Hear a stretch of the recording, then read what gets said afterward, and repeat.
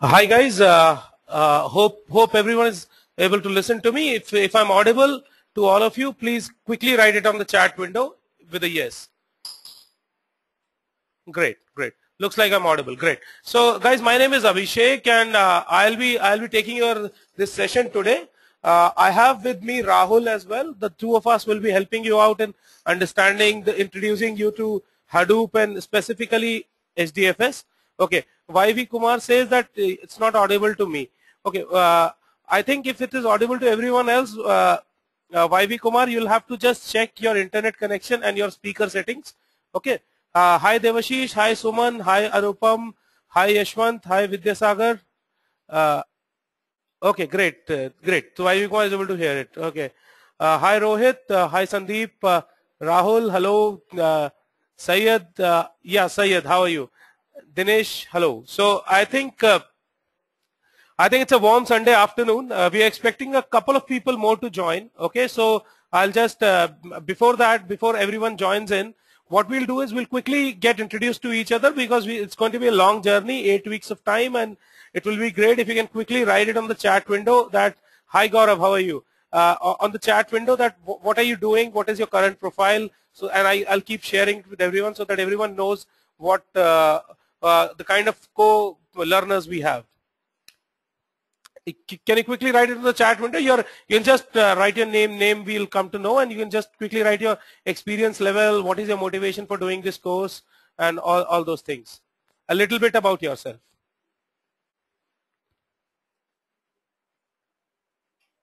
Okay, so I'm waiting for a couple of more people to join. Usually we have around 12 to 13 people in the class, and I think we're already there.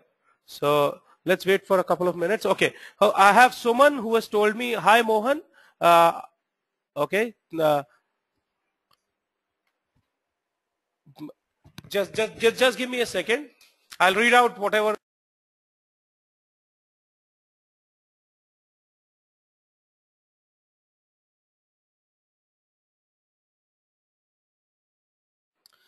Okay, great. So a lot of people have introduced themselves. I'll just read out. I have the first one to introduce himself is Suman. Hi Suman. Suman says, I myself Suman into IT for around 8 years and into mainframes currently with Infi. Welcome Suman. Welcome to the class. Good to have a person like you in the class.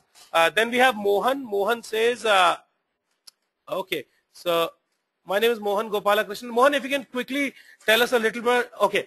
Oh, Mohan is currently the head of Adobe Development Center at Chennai. Welcome, Mohan. It's good to have such a senior person like you in the class. Really, really humbled by your presence in the class. Right. Thank you very much for joining in. Then we have Devashish Kaushik. Devashish says, hi Gaurav. Okay, my name is Devashish Kaushik and I work as a business analyst for 4 years in BFSI domains in India Bulls. Great to have you, Devashish. We have Dinesh. Dinesh is working in Mahindra Satyam for last 2 years. Great, Dinesh. You're probably the youngest guy in the class, so welcome. Then we have Vidyasagar. Vidyasagar says web developer, 5 years experience working with IBM. Welcome, Vidyasagar. Okay. Syed Munawwar has total 9 years of experience, and Syed is working, I believe, in Oracle for 6 years and for identity management services. Great, Syed. Syed, welcome, Syed. Okay, Sandeep says he's an ex-Yahoo employee. Welcome, Sandeep. Welcome to the class.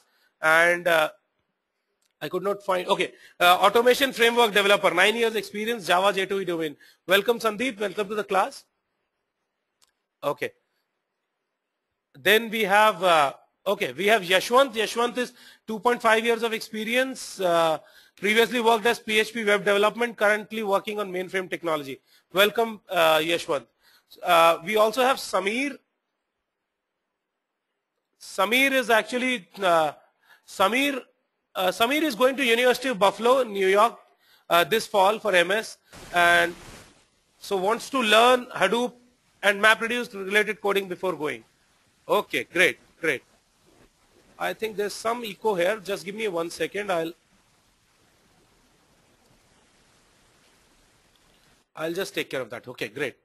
Okay, Gaurav, we have Gaurav Tamwar. Gaurav has 7 years of experience with Infosys mainframe technologies, working for American Express client. We are looking to shifting ardent processing part into distributed world. Oh, great. So the motivation, eager to learn new and deliver excellence. Great. So yeah, I've probably introduced everyone in the class now. We have around 13 to 14 participants in the class, which is a little overbooked from the way I recommend. I like having 12 people, but nevertheless, we'll try to answer all the questions. So what I suggest is we'll keep this a very interactive session, and we have a eclectic mix of people from multiple domains. So we'll keep looking at the chat window. You can keep writing your experience and yeah, Rahul. Yeah, Rahul, just give me a second. Yes. So to start with, we have everyone is on mute now. Okay. If you want to speak, you will be allowed to speak. You can just raise your hand, and you'll have to make sure that you have a clean microphone and you don't have any background noise. So if you're sure with that, then we'll get you started on that. We'll unmute you and you can speak. I'll allow one person at a time to speak so that there's no background noise in the class. Okay. Is that fine? So I have Rahul Tiwari. Rahul Tiwari, really sorry for not responding back earlier. Rahul has experience of around 6 years, works on Teradata, Informatica and business objects, currently working with Mahindra Satyam. Rahul, which city are you from? Okay, Mohan, yes, you can test your mic at your end. If you want, I can just allow you Pune. Rahul is from Pune. Guys, there may be a lot of such things. Since this is live, I'll be talking to multiple people, so please don't mind if a question is not answered. Please feel free to write it back on the chat window. So Mohan, what I'll do is I'll unmute you. You can also introduce yourself to the audience, and that way you'll test your mic as well. Is that fine, Mohan? Okay. So Mohan, I'm just unmuting you. Please make sure there's no background noise.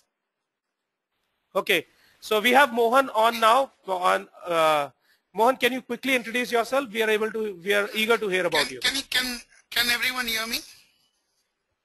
I can hear you. Yes, everyone says yes, okay. Mohan. Okay, good. My name is Mohan Gopalakrishnan. I am currently, and I'm using the word in a very translating way, I'm currently the head of Adobe Chennai. I mean, of course, I was part of a startup called Efficient Frontier, which was acquired by Adobe. I was the managing director for that. So that's how I got to be head of Adobe Chennai. I've been with Adobe and Efficient Frontier for the last 4 years. Prior to that, I used to be a director at Oracle, both in the US and in Bangalore. I was also heading a startup called SpikeSource. I worked at Symantec. I was the author of the first 2 versions of Norton Antivirus. So that's kind of my background. I've had about 24 years of experience. The reason why I'm here is because I no longer have a technical hands-on role, and my one way of coming up to speed on the internals of something like Hadoop is to attend a class like this. And we use a lot of big data in our work. We haven't yet moved to Hadoop, but we use similar technology, homegrown technology, and so on and so forth. So this is for me a way of getting a segue into technical stuff, doing something hands-on, and getting into more details about things. Great, Mohan. I'm really humbled to have you in the class. I mean, you're probably the senior most person who has attended this class, and I hope you'll have a great experience with us, and we'll be able to also learn with you. Okay. Welcome to the class. Can everyone? Yeah. So there are a lot of people who are saying great to have Mohan. Can I have everyone giving me a smiley on that to have Mohan in the class? Can you quickly give me a smiley? Yeah, we have Rohit Malik who says that, Vidya Sagar. So Mohan, everyone is happy to have you in the class. So welcome. Likewise here, there's nothing to feel humbled. I mean, I'm learning. I mean, so I probably will be the slowest learner here because I haven't done hands-on technical work in 10 years. So let me hope I learn as much as I can. Don't worry, sir. We'll be there to help you out, and whatever help you need. We do have a 24/7 support team, so this is for everyone. Anyone facing any problem after the class, we have a 24/7 help desk where you can come. You can get one-on-one live support. So any problem you're facing, show your screen. These guys will help you out. Okay. So okay. So now I left Rohit. I'm really sorry, Rohit. Mohan, I'll put you on mute again. Is that okay? Okay, no problem. Sure. No problem. Anytime you guys want to come back and speak, please feel free to raise your hand. There's a hand raise tool in Citrix there. Okay. So Mohan, I'll keep you on mute then. Okay. Yeah, Rohit, I'm really sorry, buddy. I could not introduce you then. I just, there's so many people introducing them. So Rohit is again very experienced. He has around 14 years of experience in IT, mainly in TIPCO and integration areas. And my motivation is to get into analytics and big data, which is the future of IT. Well, definitely, Rohit, we also believe that this is the future in IT. So welcome to the class. And if you'd like to introduce yourself on chat, I would like to just, I can unmute you. If you'd like to do that, just give me, just let me know in the chat. Okay, fine. So Mohan, Rohit is fine. He doesn't want to speak. That's what I understood. And anyone else who wants to introduce himself on the mic, or who wants to test his mic by introducing himself, you're most welcome. You can just quickly write on the chat window in the next 2-3 seconds, and I'll unmute you, or else I'll get started. So is there anyone who wants to introduce himself? Anand Kumaran is saying hi to Mohan. So I'll pass it on. Okay, so let's get started. I mean, don't worry, we will have more opportunities to talk to each other. Okay, we'll have more people and we'll have more opportunities to discuss. We'll unmute you in between. Okay, let's get started with the class now. So everyone, and in between class, if for some reason you're not able to hear me, you can write it down on the chat window and we'll have someone help you out if from the technical team itself. Okay, for any reason, if some of your questions are not answered, if there are a lot of questions, the support team looks at each and every question, they respond back. You can also send the question on support@edureka.in and there'll be someone to help you out. Okay, so let's get started, guys. So before I get started with the technical stuff, I'll tell you how this course proceeds. Can I have the chat window here? Okay, so the week 1 we will that is today, we'll start with HDFS. HDFS is the Hadoop Distributed File System. Don't worry about it if you don't know about it yet. You will be introduced to it during this session, and I can assure you that by the end of it you will become an HDFS expert, definitely, to speak about it. Second week it will be completely hands-on. We'll be running setting up the Hadoop cluster and running HDFS commands on that. In the third week we'll move on to MapReduce. MapReduce is the programming model in Hadoop. Don't worry about it right now. If you don't know that, we'll take care of that. And then we'll move on to Pig, Hive, Zookeeper, Scoop, HBase, and all these things will be covered each week. Okay, so this is how the course will flow. Now, one thing which I want to tell everyone here is that for MapReduce, you may need to learn a little bit of Java. So if you're not from a Java J2E background and you're keen to go hands-on, dirty your hands on MapReduce programming, then you can, there is a free Java course which happens during this course. So you can attend that. Probably the classes happen during the weekdays in the evening. You can ask the support team, they'll set up a class for you. Okay, so anyone like that can directly talk to the support team. At the same time, it's not mandatory to learn Java or to get deep into MapReduce, because most of the people in the analytical world will be actually looking at tools like Pig and Hive in their normal jobs. Okay, so it's okay even if for some reason you're not able to, you don't want to get into Java in depth. Okay.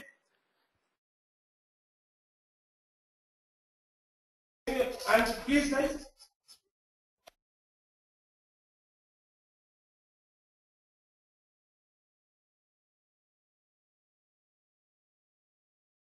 Sorry, I got muted. Guys, if for some reason you're not able to hear me in between, yeah. Okay, Mohan is asking about my background. Mohan, I've been in the IT world for last 10 odd years, okay, and been working on Hadoop for a couple of years. So that's pretty much about me, and you'll come to know more about me as we proceed in this class. Okay, so yeah, so as we get started, I'll tell you a few things to make this session. My name is Abhishek Mohan. Yes, for everyone, my name is Abhishek. I have Rahul with me. Okay, so one thing which I wanted to tell you guys is that you can keep writing on the chat window. If there are any questions which come to your mind, don't hesitate pushing on the chat window. I'll take logical breaks in between during the session, and I'll answer all the pending questions. And when I ask you that whether you understood or not, don't be lazy, just write yes, so that I know that you are with me. So are you guys with me? Can you quickly respond back with a yes? Till now? Great. So it's some people, okay, great. So all of you have written yes. Okay, thank you, Anand, thank you. You need not write such long sentences. You can just write a S, or I like a smiley much better than anything else. So you can give me a smiley if you like me. If you are hating me, then you can give me a reverse smiley. Okay, Yashwant has given me a smiley, so he's liking the class. No one else is till now. Let's hope that we get a lot of smileys during class. Okay. Okay, I got a lot of smileys. Okay, Vidyasagar has given me a big happy face. Thanks, Vidyasagar. I love you, buddy. Thank you, guys. Okay, so let's get started, and I hope we'll keep this interactive. Thank you, Vidya. Okay, so and I'll keep making fun of you guys. Okay, during the class, so that it doesn't become boring. It's a long class, so if you're planning to eat something, please grab something to eat or drink. Keep it in your desk. No one's going to see what you're eating. Okay, so I don't have the liberty to do that, but I'll try to grab something in the middle of the session. Okay, so let's get started, guys. Okay, so this is where now we have a picture here. We have a few pictures here. Okay, let's see if and the slide says what is big data. Okay, so now everyone knows about this, I believe, right? Facebook is the probably the biggest company which will be having the most amount of data being generated every day, and they do a lot of analytics over it. So this is very clear that now the amount of data generated by Facebook is around, and this is definitely an old figure. It says 500 terabytes of data per day. Okay, so this is the kind of data being generated by Facebook every day, and we'll very soon understand that what are the challenges in crunching this data, what are the challenges in analyzing this data. Okay, so let's look at the other picture. Can anyone tell me why have I put an aeroplane on this? Quickly, guys, I want you to answer this. Can anyone tell me why have I put an aeroplane picture here? What does the aeroplane or airline have to do with big data? Where is that data coming in? Gaurav, can you tell me what data are we talking about in airline? Maybe flight traffic. Okay, what else? Flight bookings is what Gaurav says. Okay, I'll keep on repeating. I want everyone to actually, okay, passenger details. And the reason this is very important, because big data is not every kind of data cannot be treated as big data, and Hadoop cannot be used on every type of big data. Okay, so it's very important to understand, people are answering these questions with data from passenger details, passenger data, okay, data generated by plane. If something goes wrong, which will use to analyze further. So Rahul has come up with a very interesting answer. Rahul says data generated by plane, if something goes wrong, which will be used to analyze further. Rahul, yes, that's right. And has everyone heard about a black box in a plane? Yes or no? Can you quickly tell me if someone has heard not about black box? Has everyone heard about black box? So a lot of people have given me answers like maybe the speed of traffic. Rohit, do you have a opinion on that? What could be the?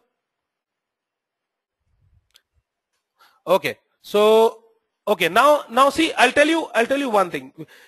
Rahul, your answer is right. The reason I put it here is because I wanted to see. The reason why this airline picture has been put is I believe someone is telling me that they're not able to hear me. Am I with you guys? Are you able to hear me? Or okay. So maybe someone lost the connection at their end. No problem. Okay. So yeah. So basically, Rahul, your answer is right, and I also explain why the other people who have given answers like passenger preferences, passenger data from passenger details, flight bookings and all. Just note down all these things in your mind. I'll answer very quickly why this cannot be termed as big data. Okay, and this can be, but in this case, what we're talking about is the data which is dumped by a flight while it is running from, say, New York to London. Okay, so Rahul, your answer was right. It is the logs which are being generated by the engine and the airline. Now, can you tell me, can someone tell me what could be the quantum of this data? So as Facebook was generating 500 terabytes of data, can someone tell me what will be the quantum of this data? Can you make any guesses here? Rohit, I want a guess from your side, man. You must be traveling a lot in the last 14 years. Can you make a guess? Can someone make a guess? Oh. Okay, we're getting a lot of answers. Rahul, I think Rahul already knows everything here. Rahul, where did you do your engineering from, man? Where did you study? Okay, each flight around 5 to 10 GBs is what Gaurav says. Okay, Rahul is asking me a question. Okay, Rahul is smiling at me. Vidyasagar tells me in petabytes. Okay, what I want to know is not only what data, but I want to know in how much time, how much data. Okay, so I mean, yes, it will, Rahul. Okay, so in petabytes is what Vidyasagar says. Vidyasagar, can you tell me how many petabytes every day or every hour? Any idea like that? Syed Munawwar says geometric. Okay. Anand says 100 terabytes per day. Okay. And I have an answer. 15 petabytes per day is what Devashish tells me. Okay. So guys, let me give you an answer. Let me give you I know this answer because I have prepared this slide. There's nothing more about it. Okay. So the answer is that it takes, for every half an hour flight, right? For every half an hour flight, it generates around 10 terabytes of data. Okay. Which means that approximately the same data as Facebook dumps in a full day, airline also dumps that much data. One aeroplane, if it runs for 24 hours, dumps a similar amount of data, right? So did you really think that it would be so huge? One aeroplane dumping equal data as Facebook? Did anyone actually think that this will be the thing? But when I came to know about this figure, okay, great. So yeah, quite a few people have, okay. Gaurav Tanwar says unbelievable. Okay, yeah, yes, Gaurav. So geographical, weather condition, run stats, mechanical rate, subject, yes, everything. So everything is dumped. It is not used all the time. We don't crunch this data. We don't analyze this data all the time. But as Rahul pointed out, Mohan said, I thought it would be more. Okay, Mohan, great. So basically, I think one thing which is very important to understand here is that dumping this data is one thing. The next part is how do we analyze this data. So for the flight information, this flight data, we don't analyze all the time. If there's a mishap, then only we analyze. Okay. So Mohan had expected more, but airline actually did not meet his expectation. That's fine. And okay, next, what do we have here? The third picture. We are going what, clockwise or anti-clockwise? Okay, so Sandeep, the point of storing the data is if in case of a mishap, if we have to analyze this data, then we'll come to know what really was the reason for the crash. So that is where Sandeep is asking me, then if you're not analyzing this data all the time, then what is the point of storing the data? Yes, Mohan, it is tied to sampling rate, but I'll answer that question in a while. Sandeep, is your question answered? Okay, great. So guys, if you have any question on this, I can answer it, or let's move on to the next picture. So what is this? Why have I put this electric pole? Electric transmission is what Rahul says. Rahul is the fastest guy. Okay. Gaurav has also, Gaurav, your typing speed is great, man. Electrical power grid system, nationwide connections should be used data. Yes, exactly. Right. So Gaurav has given us an answer. It says electric power grid system, nationwide connections should be used data. Yes, it is used data. Rohit says tariff. Yes, electric tariff also comes in. And a lot of information about which node is consuming how much electricity, right from the bulb at your home to something as big as a generator or something running or an industry. The electricity department or the power grid needs to know where exactly. Yeah, exactly. Syed Munawwar gives me an answer. Flow of current from one point to another, right? Yes, Rahul Tiwari says fight between two states for electricity, right, Rahul? So, yes. So Rahul, yes, Rahul has given me that answer that we need to analyze this data to resolve the fights between two states for electricity. So does everyone, I mean, can everyone appreciate this answer? Can I have a smiley for this one?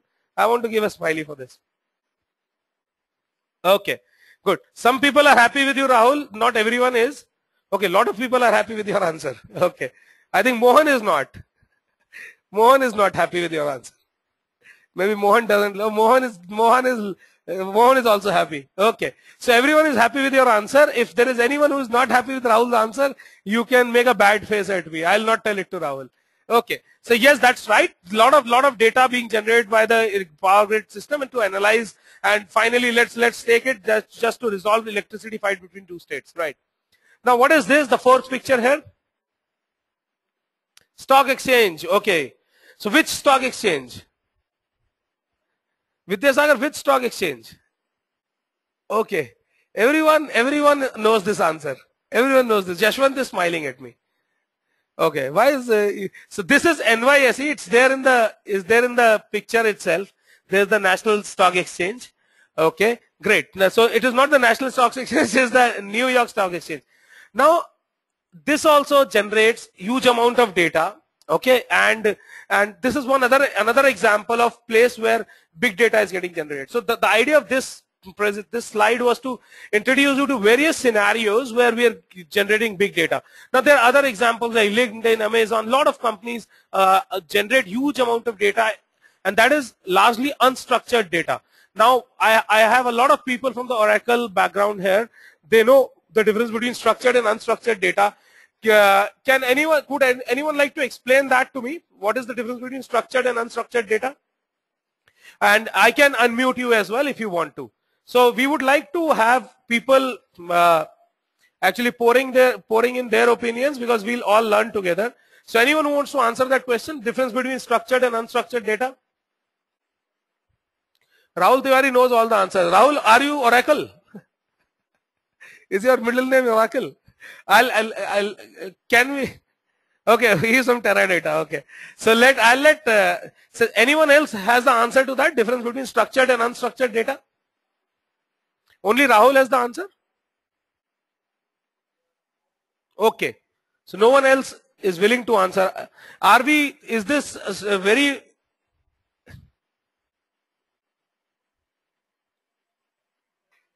Okay, so is it becoming too boring for every? You can't hear me.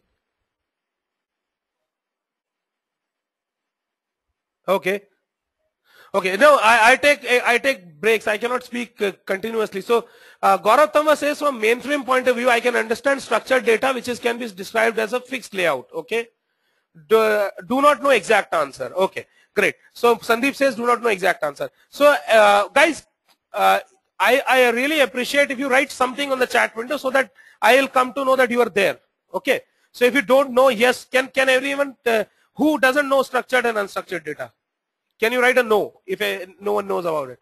It's very important to understand. That's the first concept here. Okay. A lot of people want to understand that. No problem. Okay. So let's try to understand what unstructured data is. Rahul, do you want to tell everyone what unstructured data is from your Teradata experience? Can I unmute you?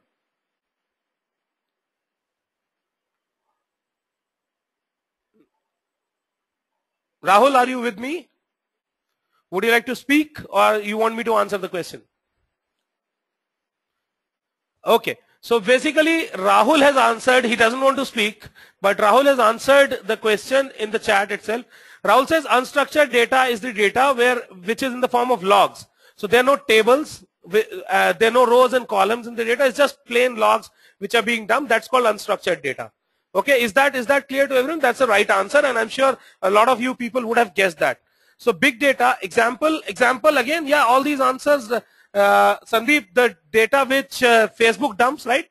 All the whatever activity you do on Facebook, the like, share, whatever you're doing right now, you're writing these things. The logs of this class are also unstructured data. Right? Whatever you're writing in the chat window is getting in as a unstructured data. Is that clear to everyone? Does that suffice? Sandeep, does that answer your question?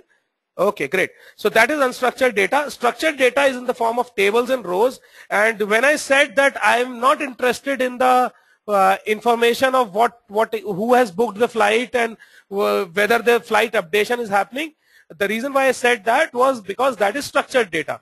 That is stored in terms of rows and columns and tables. So that is why I said the data which we are, big data right now, whenever we talk about big data, we're talking about in the context of unstructured data. Is that clear to everyone, sir? Anyone who is not clear with this can quickly say no. We are going a little slow, but that's fine with me. Okay, great. So it's clear to everyone. Can everyone give me a smiley if it is clear to everyone? Suman gives me a smiley. Okay, Dinesh also is giving me a smiley. Everyone is giving me a smiley. Mohan, is that okay, sir? Ajay, okay, we have Ajay also in the class. Ajay, can you quickly tell us what do you do? I think you are a new entrant in the class. Okay, great. So Ajay, can you quickly tell me what do you do? You want me to unmute you? Can you speak? Do you want to speak out?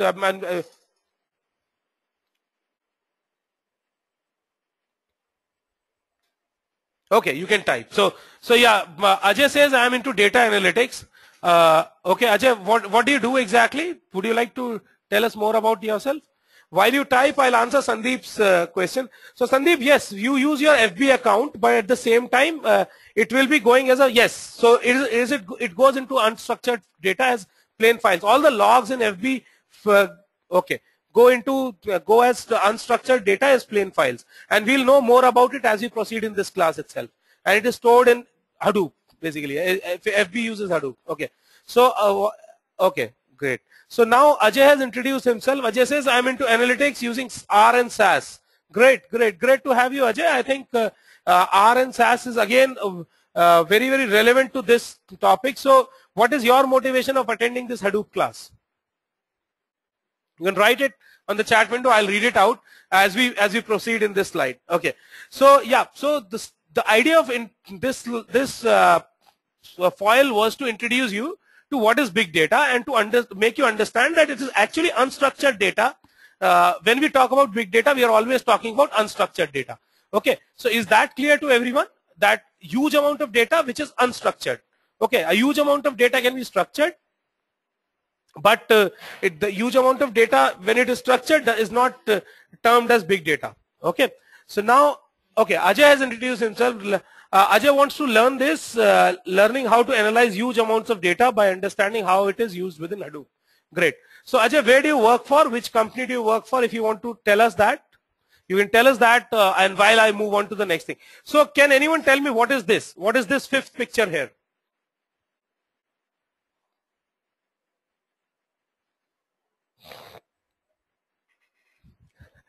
Rahul, you know everything, buddy.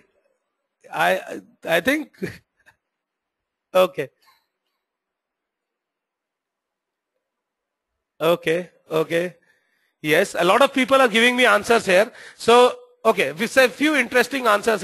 Ajay says, I work on my own. So, Ajay, you're running a company of your own? Great. So, you're an entrepreneur. Great to have you, Ajay, here. Okay, so Sandeep Ganguly says files. Rahul Tiwari, I'll read out your answer. Dinesh says files. Yashwant says big data, pile of files.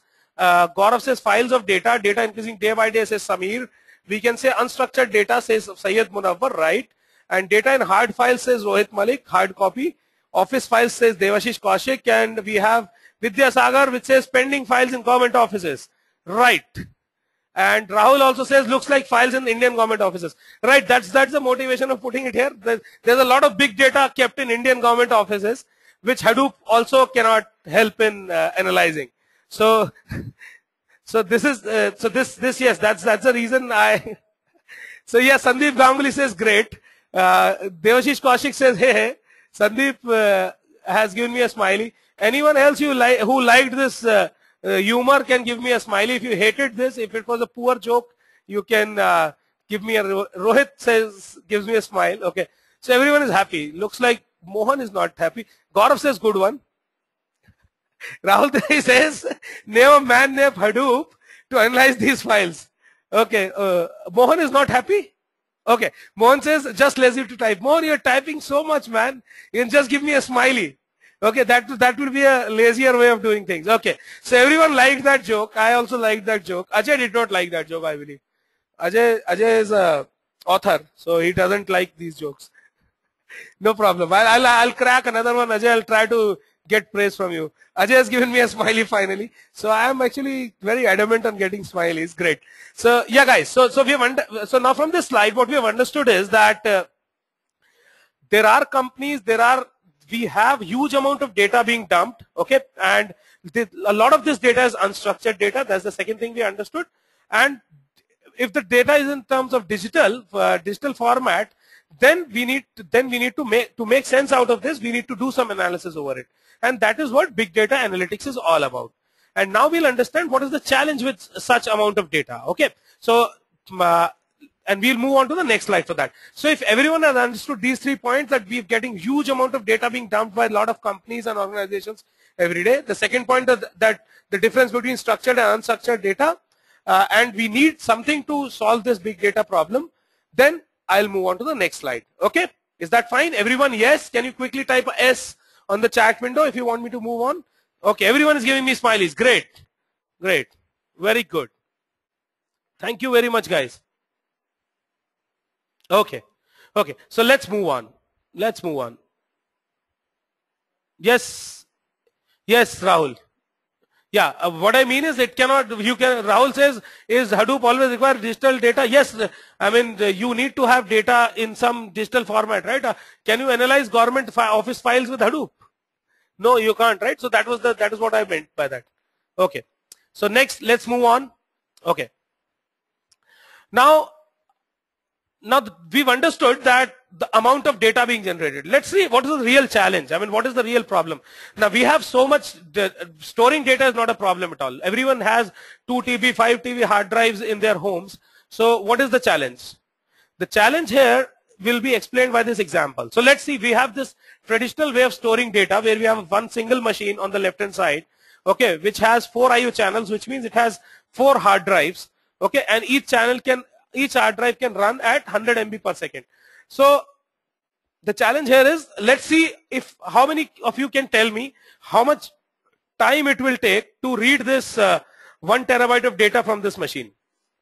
Can everyone try this out? It's a maths problem, and so the challenge is 1 terabyte of data, 4 parallel reads happening, okay, through 4 hard drives, and each channel reads 100 MB per second. Most of you guys are engineers. I want you to just quickly get back to, you can use a calculator as well. Okay, we have an answer already. From Syed, I'll reveal your answer very soon. Anyone else can answer? Okay, Yashwant has also given me an answer. Guys, you're quick. Okay, Suman has given me an answer. Suman says, I want that answer in minutes. Okay, I want that answer in minutes. So the question is, and I want everyone to try this. Everyone has to give an answer. Whoever doesn't give me an answer, I will not allow them in the class. Okay? Okay. So I have an answer from Anand Kumaran, who says 170 minutes. Rahul Tiwari says 3 seconds. Rahul, you are really fast, man. It cannot happen in 3 seconds. Okay. Suman says 2500. Okay. A lot of people have given me the right answer now. Okay. Ajay tells me 10.24 seconds. Ajay, can you quickly explain me how did you arrive at that? Quite a few people have given me answers like 45 minutes, 43 minutes, 40 minutes, which approximately is the answer, but I would still like to understand from Ajay, how did he, okay, Sandeep is also giving me an answer, 40 minutes approximately. Okay, Ajay, how did you arrive at 10.45?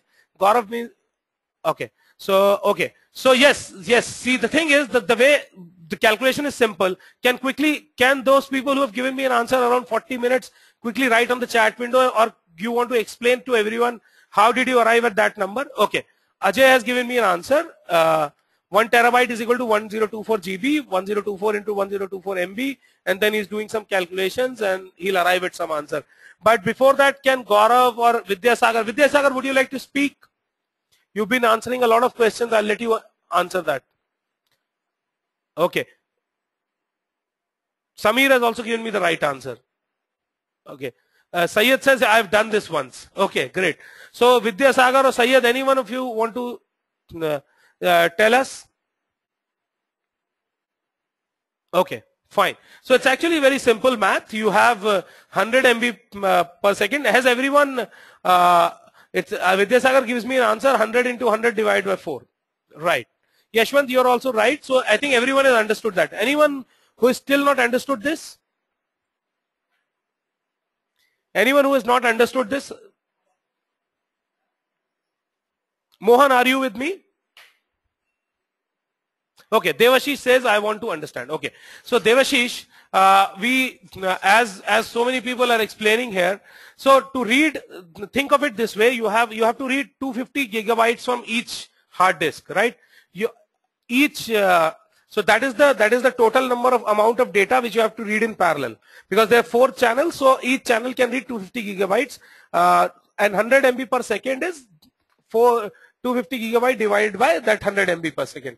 And that comes to around 45 minutes. Is that clear, Devashish? Does that make sense? Okay, great. So everyone has understood that. So basically, it takes around 45 minutes, 43, 40, everything is fine. Sayyid Munawar gives me a smiley. Thank you, Sayyid. Okay. So now think of it this way. Now this is huge amount of time.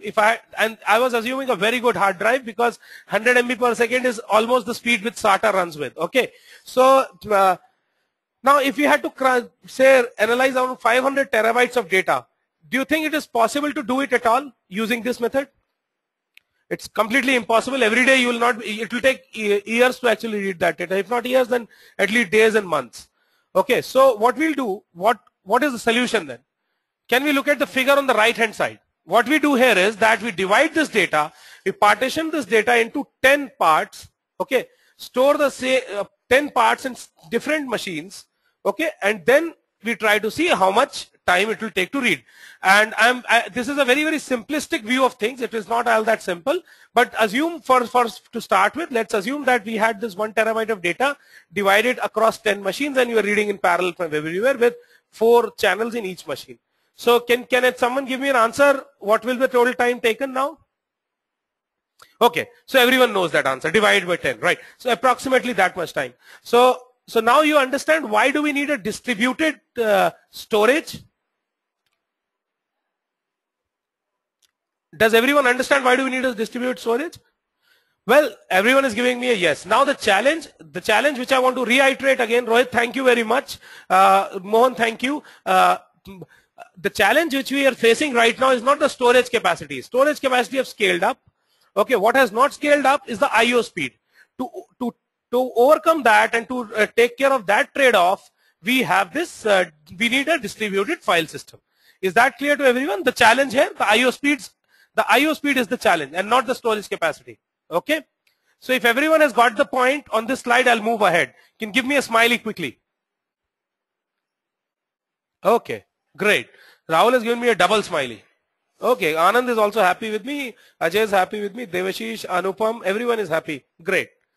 Okay, guys. So let's see. So let's move on. Let's see then so we've understood now here is that to do this big data analytics, we have to figure out a way of putting this data across multiple nodes. Okay, when I say nodes, don't worry about what I keep on introducing jargon in between, and I'll explain it. Don't worry if you do not understand what a node is. I'm sure everyone can guess what a node is. But we have to distribute this data across different machines or nodes. Okay, and that looks like a probable solution to solve this problem of analyzing or crunching this huge amount of data. Okay, so let's see how are we. So it takes 4.5 minutes, and let's see what a distributed file system is. So we have understood what why do we need a DFS. Now let's understand what a DFS is.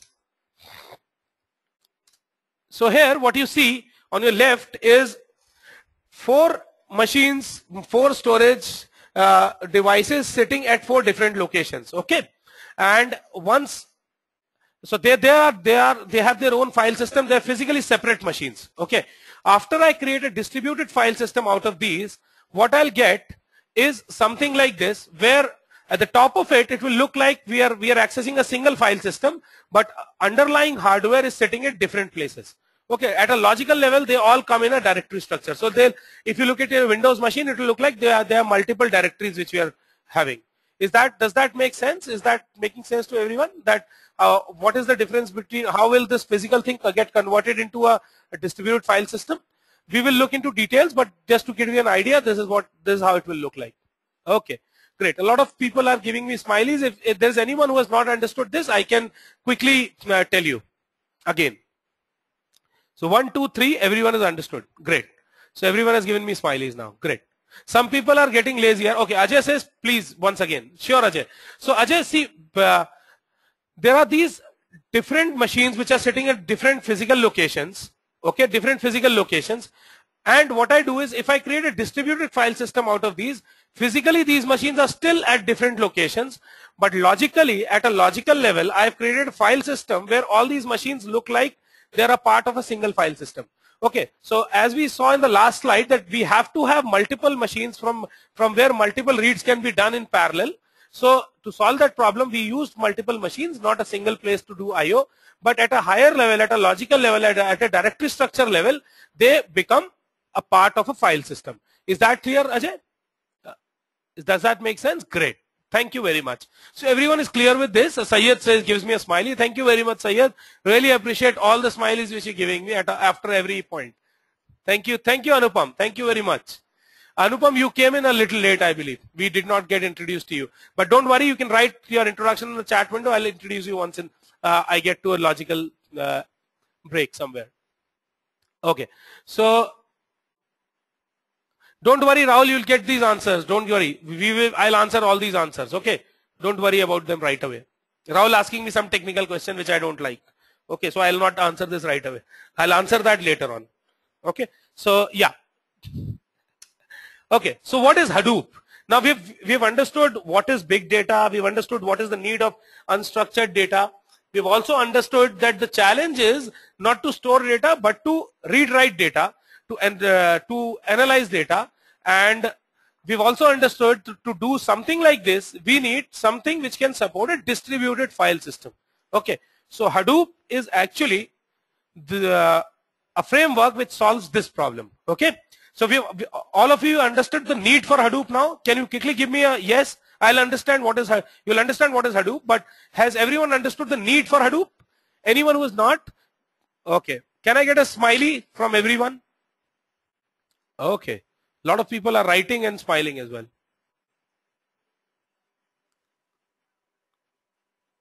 Okay.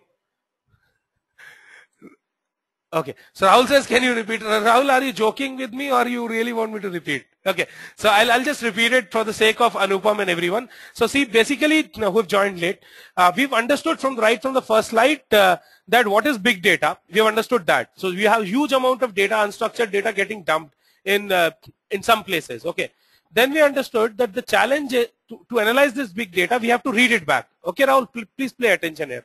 Now, the challenge is not to store the data and how to store the data. Technology has scaled up there. The challenge we saw was to read that data back, okay, to do analysis on it. And then we understood that reading it from a single place is not going to solve the problem. So we understood that there has to be some distributed way of storing this data. And then we understood what a distributed file system is. And now, so we know that there is a need for something which can solve this problem of storing data in multiple nodes across a cluster. So is that clear to you, Rahul? That is why we need Hadoop. Great.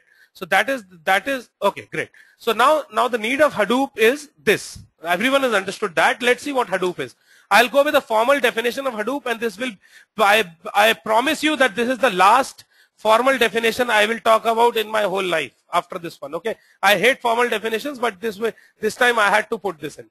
Okay.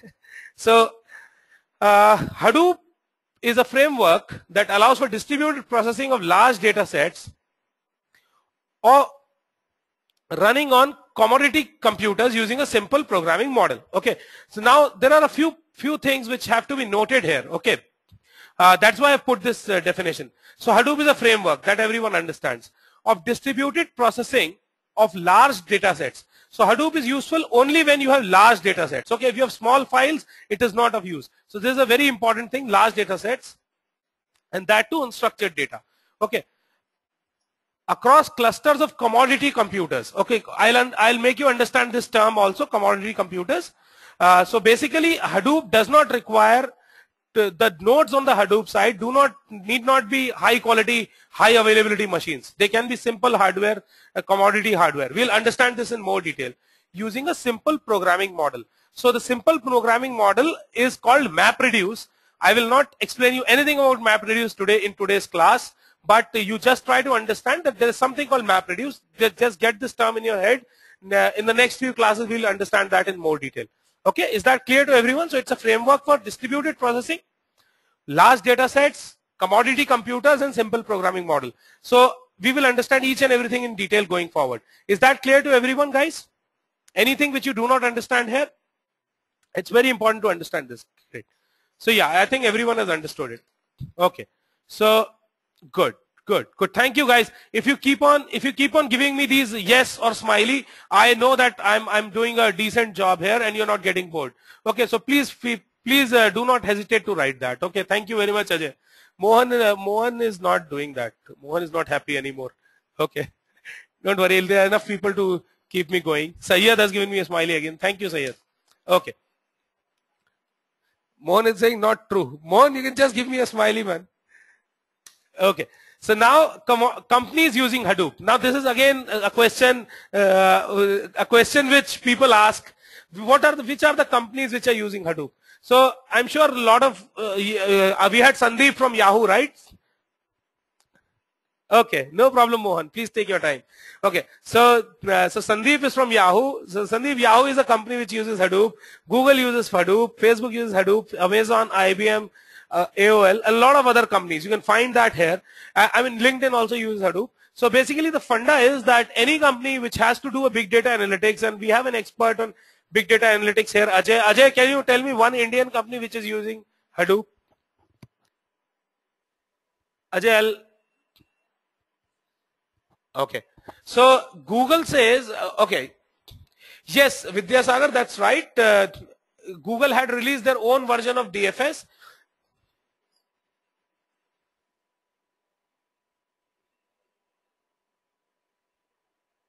Sure, Rohit. Not today, but definitely we will understand it. Okay, not today. Okay. Cloudera is not Indian company. Thank you. Okay. So with Vidyasagar, yeah, Hortonworks is also not Indian, I believe. EMC is also not Indian. Well, I have been told that the Aadhaar scheme is going to use Hadoop. Okay. So Aadhaar scheme, everyone knows about that. Does everyone know about that? Okay. So Aadhaar scheme is going to use Hadoop. So that will probably one. Okay.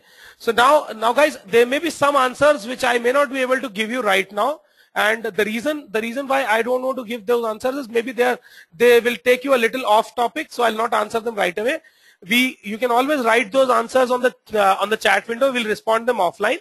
And also, if needed, we will be covering a lot of those things as we move on in these sessions. Is that okay with everyone? Okay, cool. So yes, these are the companies which use Hadoop. Okay, so now let's move forward. Now I have this is the first technical diagram on my slide. Okay, and I want every one of you to actually look at it for some 10-15 seconds, and don't worry too much about it for now. I bet that by the end of it, you will all become experts in this. Okay. So Hadoop basically has two core components. Okay. I want all of you to actually look at this pay a lot of attention here. Okay. Because this is the first time when we are talking about Hadoop, and that's why you've paid for. So if you don't understand this, there's no point in your making this payment to Edureka, which is, by the way, doing very good these days. I've seen the kind of attendance and the kind of demand there is. So just joking. I'll ask them for a hike. So yeah. So basically, we have two major components. One is the HDFS, which is the Hadoop Distributed File System, and the second one is MapReduce. So distributed file system is used for storing, and processing is done by MapReduce. We will talk about MapReduce later on in the next few classes, not today. On this diagram, there are two things which are very important to note.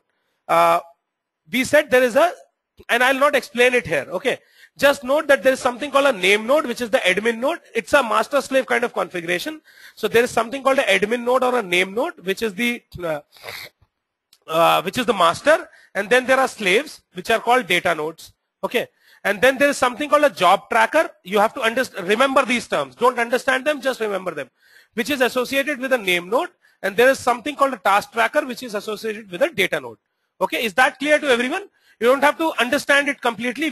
This is what we are here for. We'll understand it by the end of this session. For now, just remember that there is something called a name node and a job tracker which are associated, and there is something called a data node and a task tracker which are associated. Okay, and name node is the master and data node is the slave. Is everyone clear with that? Quickly, can you give me you don't have to understand it completely. Even if you don't understand it completely, if I ask you a question, what is name node associated with? If your answer is job tracker, then you're good enough for this slide. Okay. So can everyone quickly answer what is name node is the master? Rohit gives me the answer. Name node is the master, and there's a job tracker associated with it. What is a job tracker? What is a name node is something which we'll cover. Good. Great.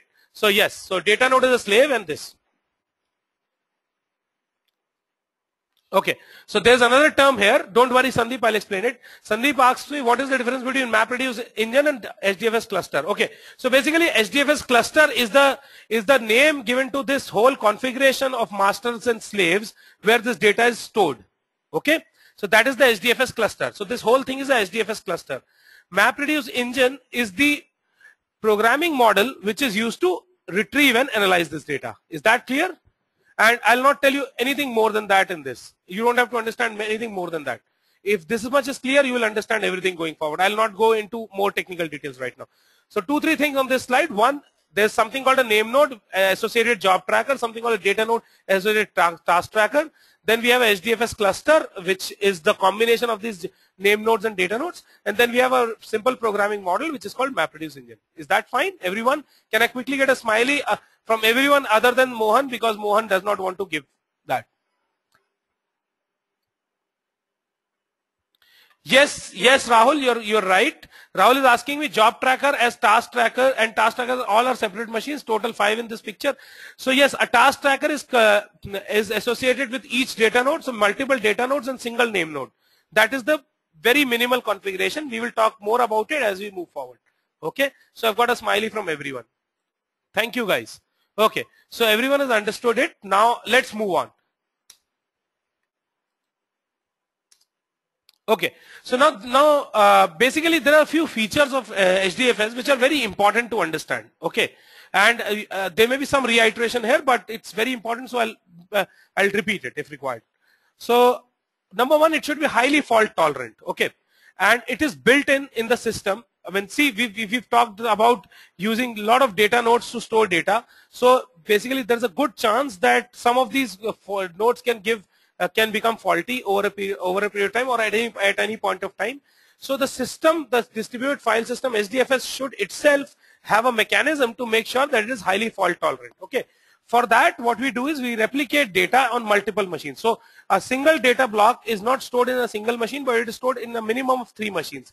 We will know more about it, but that's the way Hadoop makes the system fault tolerant. Is that clear? So by replicating the data, okay, in multiple data nodes, and not by using very high quality machines, high availability machines. Okay, is that clear to everyone? First point, quickly, can you give me a smiley or a yes? Okay. The second point is high throughput. High throughput is something which is very clear because we've just seen an example that if I use a DFS, then I can reduce the amount of time it takes to read the data by 1/10 if I have 10 node cluster. If I have a 100 node cluster, I can reduce the time by 100 times approximately, not exactly. And if Yahoo uses something like a 5,000 node cluster, so you can imagine how fast the throughput can be by using this simple mechanism of distributing the data across different clusters. Is that clear? How does it achieve high throughput? Okay, great. So then, okay, Sandeep says no. So Sandeep, throughput is the amount of time it takes to read the data. Okay, and by putting data across in parallel and reading it in parallel, you are actually decreasing the total time it takes to read that data. As we saw in that other example of where we were reading 1 TB data from multiple machines. Is that clear, Sandeep?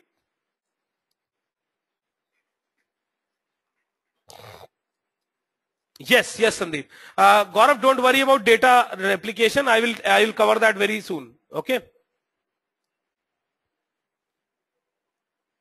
Yes, we are gaining the throughput. Right. Right, divide the data and get throughput, right? But it's not all that simple, but it will, there are a lot of complexities involved and we'll look at that. Now Gaurav has asked me a question, replication causes data redundancy, then why is that pursued? Okay, so the question is that I said, right, to make it highly fault tolerant, we replicate the data in multiple places. So yes, it causes data redundancy and it is pursued because these computers, as I told you, are commodity hardware. The places where we store data are commodity hardware. They're not high quality, high availability machines. So there's a good chance that they'll keep on failing in between. You can, I mean, the Hadoop cluster can use your and my machine as well. Okay, you don't need high quality hardware there. So that is why we do it, to make it high availability, we replicate the data in multiple places. And we will look at that once again as we move forward. Okay, is that fine, Gaurav? Is that okay to everyone? That why do we use data replication? Quickly, can you give me a smiley if it is clear? Great. Okay, great. Thank you guys. Thank you very much. So, and as I told you, it is suitable for large data sets. Okay, so it's not suitable for applications which have small files. Okay, so even so basically since a lot of information is stored as metadata on the name node, I'll not get into more into it. It makes a lot of sense if we are storing this data, storing large amounts of data and not small large amount of files. Instead of using large amount of files storing small amount of data, it makes more sense when we have large sizes of files and less number of files. Is that clear? If the data set is large, then it makes more sense, HDFS. Okay, each file is huge. Okay, right, and you'll understand this very soon. Okay, so Anand is asking me to repeat. Anand, I was saying HDFS is more suitable for cases where you have huge amount of data in a single file as compared to small amount of data spread across multiple files. Okay, is that clear? And the next point is streaming access to file system data, which means that it should have streaming access to file system data means that if we are doing something like a write once and read many times kind of operation, which will be the case when we are analyzing logs. Okay, so unstructured data, this will be the case. You will be doing streaming access to data where you will not be updating the records again and again. That's very much different from a bank record. So that is where this makes more sense, where you write once and read many times. Okay, and HDFS can be built out of commodity hardware, which means without using any high-end servers, you can build the high-end storage devices. You can build HDFS. Is that fine with everyone? Are all these points clear to everyone? If nothing is clear, please ask me. It's important. Okay. And otherwise, please give me a yes or I'll just move ahead. Okay. Thank you, guys. Thank you. Commodity includes, yes, it does. It does include RAM because it has to run a few things there. We'll talk about that. Okay. So Anand is asking me a question. Does commodity hardware include RAM as well? Yes, Anand, it does. It does include RAM as well, and the reason why it needs RAM because there will be some services which will be running on it. The task tracker which we talked about is something which runs on the commodity hardware itself. Okay, we'll know more about it. Okay, Samir is asking streaming access, please explain again. So Samir, in cases where you're writing once and reading the data in one shot, where reading the complete amount of data is more important, the time taken to read the complete data is more important than the time to actually fetch a single record from the data. That is what streaming access is. Okay, like a YouTube video, if you want to, it's not important that you seek a particular point in that video. More important is how soon can you get the complete video buffered. Okay, so and similarly the Facebook logs, you don't need to look at a particular what a person liked in that. Okay, you need to analyze the complete data together. So that is where you write once and read out multiple times is what streaming access is. Is that clear to everyone? Is that clear, Samir? Okay, great. So let's move on. I've written one more definition. I promised, but I broke my promise. I'll keep breaking my promises. So okay. So HDFS is file system designed for storing very large files. One, very important. With streaming data access patterns, that's also very important. And it runs on commodity hardware. So these are the two. Okay, Anand Kumara says promise is always to break. Thank you, Anand. Thank you for supporting me in this. Okay, so basically 3 important points here: very large files, streaming data access, and commodity hardware. These are the 3 salient points which you have to look at when you design a Hadoop distributed file system. Okay, if you have to take a decision whether you should move to Hadoop or not, these are the things which you should look at. So people from the architecture kind of background, or who are business analysts, if they have to talk to their clients, these are important things. When the client asks them, why not we also move to big data and Hadoop, you have to answer, you have to look at these points. Is that clear to everyone? I believe Devashish was from that background, right, Devashish? So you might have to answer such questions. So files should be in terabytes. Okay, great. The file should be in terabytes. Okay, great. So Anupam, you had given me your introduction, which I missed. I believe you are an architect. Is that correct, Anupam? Can you quickly tell me yes or no? Okay. Yeah. So people, no. I'm sorry, Anupam. Can you please introduce me to yourself once again? What do you do? Okay, I'll while you write, I'll explain. So people who are going to take these decisions in their organizations, or are going to talk to clients on these, where a lot of clients, because of the hype around Hadoop, they will be asking why we should also move to big data. Okay, okay, okay. You are a ETL developer. Okay, great. So, okay. So you work with TCS with 6 years of experience. Great. Great. So yeah, for you probably pig and hive will make more sense, which is fine. And yeah, so basically for people who are into this decision making, whether we should move to Hadoop or not, whether we are ready to take this big data, these are the things which you should look at. Okay, is that fine? Rohit is a solution architect, and Rohit says, I'm a solution architect, and these definitions will really help me as I have to read between lines and explain our customers. So you keep breaking your promises. Yes, yeah. Thank you, Rohit. Thank you, Rohit, that I could actually help you in talking to your customers. Thank you very much. So yeah, very important point, very important definition. Some definitions I'll keep here, and unless and until I believe that definitions are not important, I'll not keep them. But in this case, it's very important. Okay. So even if you're not a solution architect, even if you're a developer, it is very important to understand the bigger picture. Okay, and otherwise you will just be doing some what I should say, bull's job, not donkey's job. Okay. Okay, so let's move ahead. Can I get a quick smiley from everyone if you guys want me to move ahead? Okay, and then I'll tell you where HDFS is not a good fit today. Again, Rohit, Mohan, please pay attention here. Ajay, all the people who are looking at telling people to implement Hadoop, please make sure that, okay, yes, thanks Anand. Anand, okay, so where you have low latency data access, which means that you have to quickly read a record for a bank kind of transaction kind of thing, please don't move to HDFS even if you have huge amount of data. Okay, fine. Lots of small files, again, because the file information is stored in as metadata, and if you are, yeah, I'm telling you that, Sandeep, just give me 1 second. Okay, because if you store these, see, Sandeep is asking me why. Okay, and I'll answer this question as before we move on out of this. Okay, and when I say where HDFS is not a good fit, I also add something called today. So going forward, Hadoop is working on it. It might become possible to do all these things also as efficiently as a traditional database can do.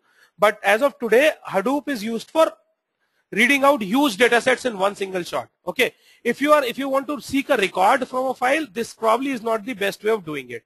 Okay, because you will not know where a single record is kept. The information is kept at a very, very high level in terms of blocks, and data is usually unstructured. There are no tables and columns. The data is stored as multiple logs. Okay, and if you have a lot of small files, then also this doesn't make sense, because for each file you will have to store a metadata, which will make things very difficult to seek whenever you want to. Is that clear? Is that clear to everyone? Okay, and the most important point is that if you're writing data multiple times and if you're doing arbitrary file modifications, HDFS is not a good fit. Okay, which means that if you're updating the data again and again, the same row, same column again and again, then HDFS is not the right place to do it. A traditional RDMS works better. Okay, so See, Rohit is asking me a question. If not Hadoop, then which tool is a good fit today? Any recommendations? So guys from the Teradata and Oracle background, can you boast about that now? Can Syed answer that? Sandeep, just give me a second. Syed, would you like to answer that question? Yes, RDBMS will be used for this, right? So, Sandeep, the question is low latency data access means that if you have to quickly seek one particular data from a file, okay, then this is not the best thing. Hadoop is better when you have to reach the complete file in one shot and then do analysis over it later on, okay? Okay, now there are frameworks which are available on top of Hadoop. As Pig actually is something which can do some SQL like operations. Hive is the place where you will be doing a lot of analytics there. We will talk about those as we move forward in the course. Okay, fine. So Sandeep, is your question answered? See, I'll not get into details of any of these things right now because not everyone would be interested in it right now, number one, and not everyone will be able to understand it also. So please be patient with me, and some answers I'll give you later on. Okay. As we move, I mean, I can ensure if you attend all the 8 classes, you will understand everything. But today also you'll understand HDFS. So can I move forward, guys? If this is clear to everyone? Okay, I'm getting a lot of yeses. Great. So now we talked about name nodes and data nodes. Now it's time to remember what I told you in that slide where I told you just remember something. Okay. So there was something associated with a name node. Can you quickly answer that on the chat window? What was associated with a name node? I'm getting some answers. Okay. Okay. Okay. Sandeep, I did not tell you that. Okay. So everyone has given me the answer, which is job tracker. Okay. Yes. So job tracker is the thing which is associated with name node. Okay. Yeah. And data nodes, what was that with data nodes? Task tracker. Correct. Correct. Correct. So basically there are two major components of HDFS. One is the name node and the other one is the data node. Name node is the master node, okay, on which the job tracker runs. Okay, job tracker is a daemon, right, which runs on the name node, and data node is again that commodity hardware on which another daemon called task tracker runs. Okay, so now I'm introducing these two terms in slightly more technical language, but going forward in the next couple of slides we'll understand more details about it. Okay, is that fine with everyone? So major components on HDFS is name nodes and task tracker and job tracker and data node and task tracker. Okay. Okay, Samir is asking what is a daemon. Can anyone answer that question? What is a daemon? Quickly. Okay, Rahul wants to answer that question. Rahul is with me. Rahul, you want to answer that question? Hi everyone, this is Rahul. Samir, to answer your question, what is a daemon? Yes, it's basically a process or a service that runs in background.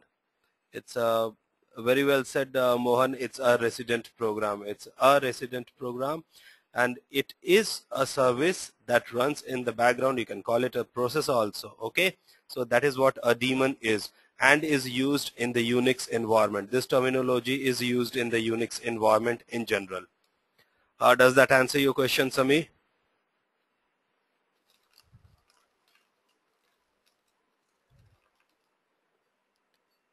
Mohan says the equivalent in Windows is a service. Yes, Mohan, it is a service in Windows. And in DOS is a TSR. Yes, definitely. That's a definite yes. It's a TSR. So I'm handing it over to Abhishek now again. Yeah, so thanks Mohan for the insight. So Mohan has told us more about daemon.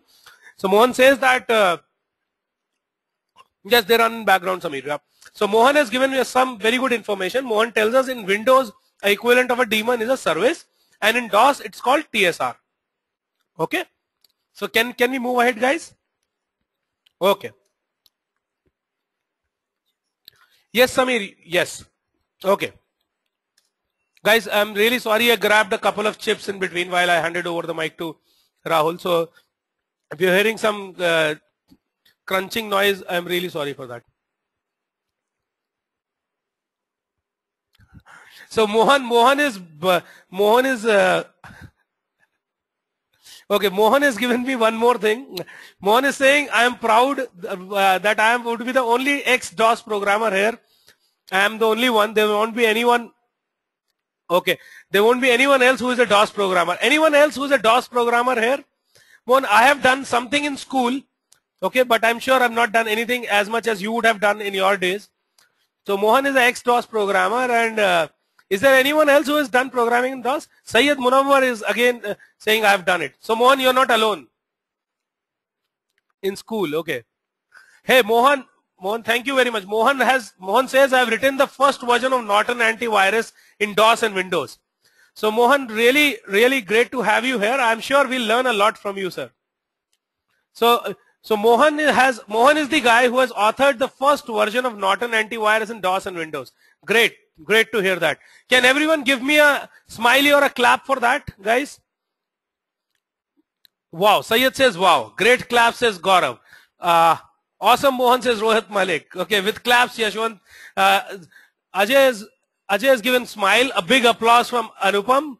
Mohan rocks, says Rahul Tiwari.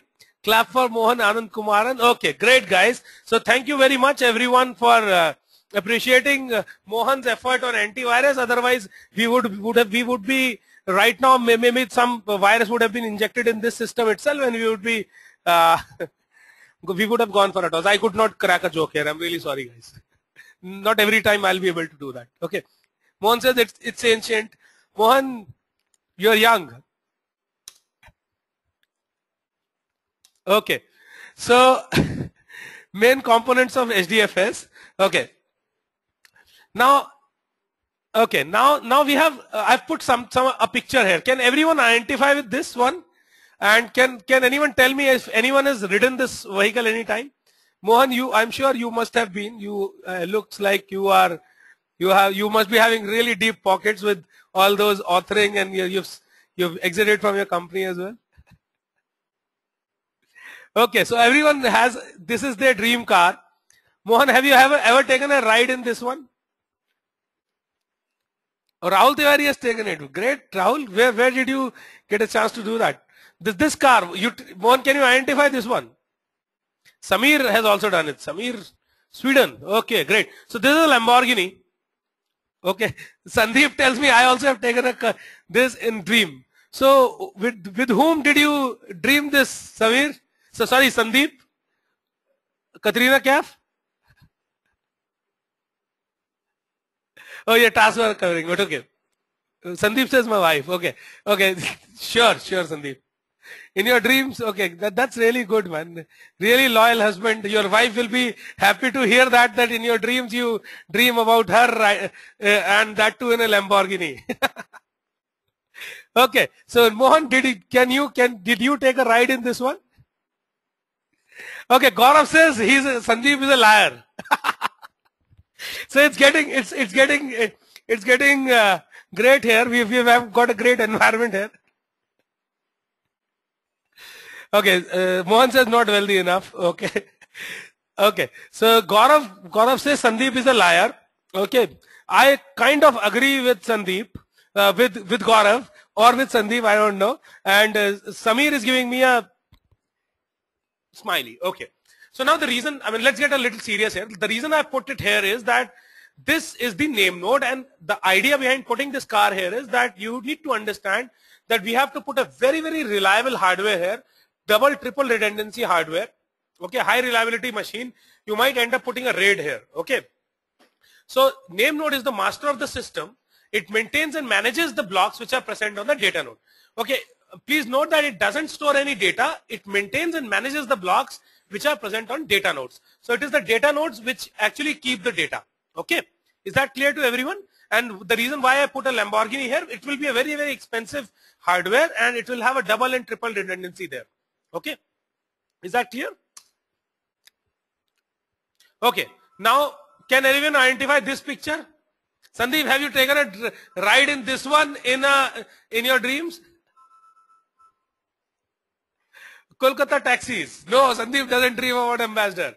Okay, so these are ambassadors, our politicians and all our government officials take rides in this, not in this colored one.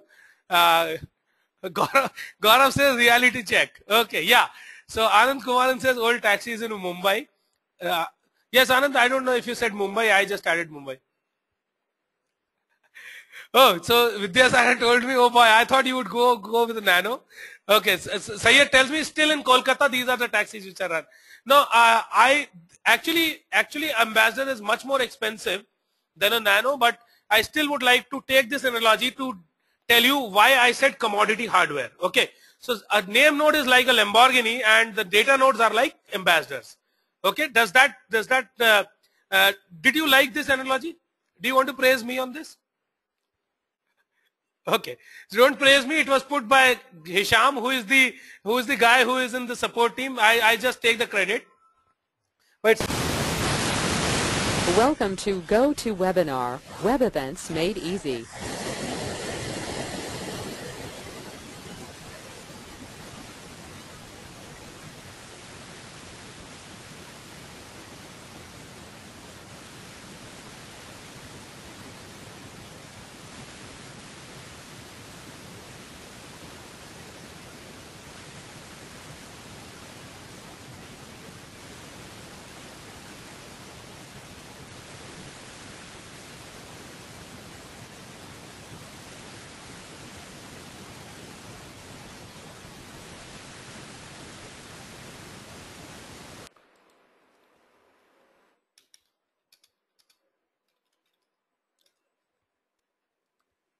guys, are you able to hear me now?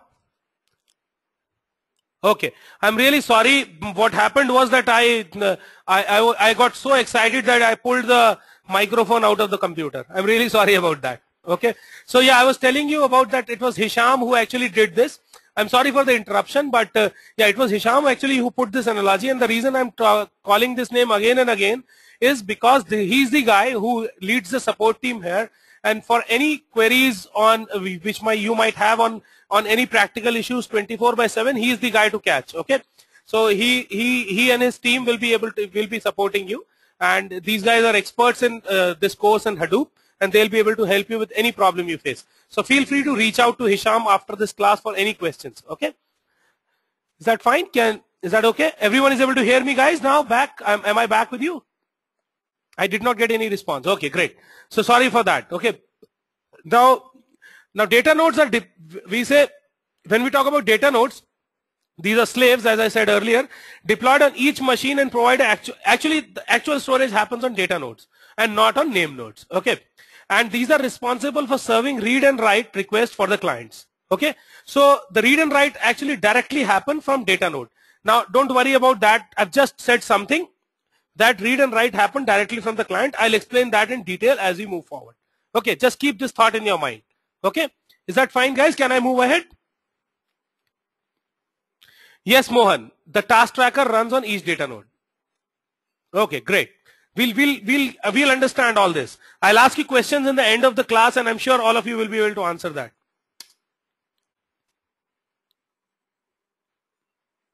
Okay, Sandeep is asking me a question. If data node increases, then do we need to upgrade name node?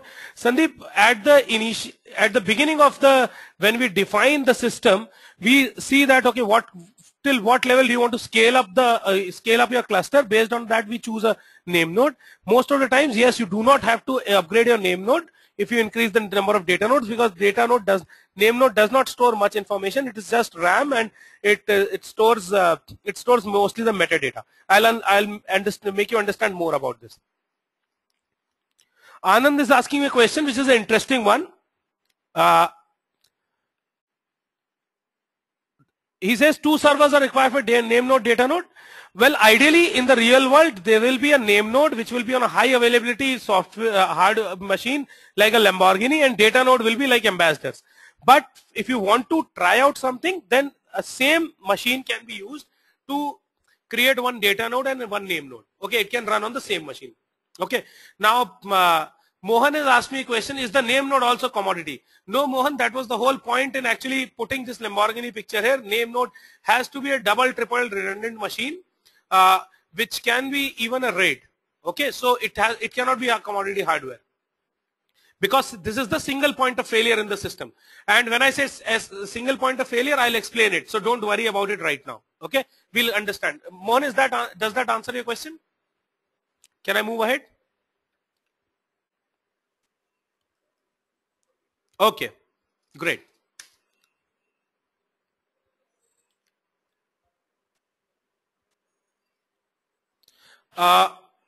Data node can be redundant.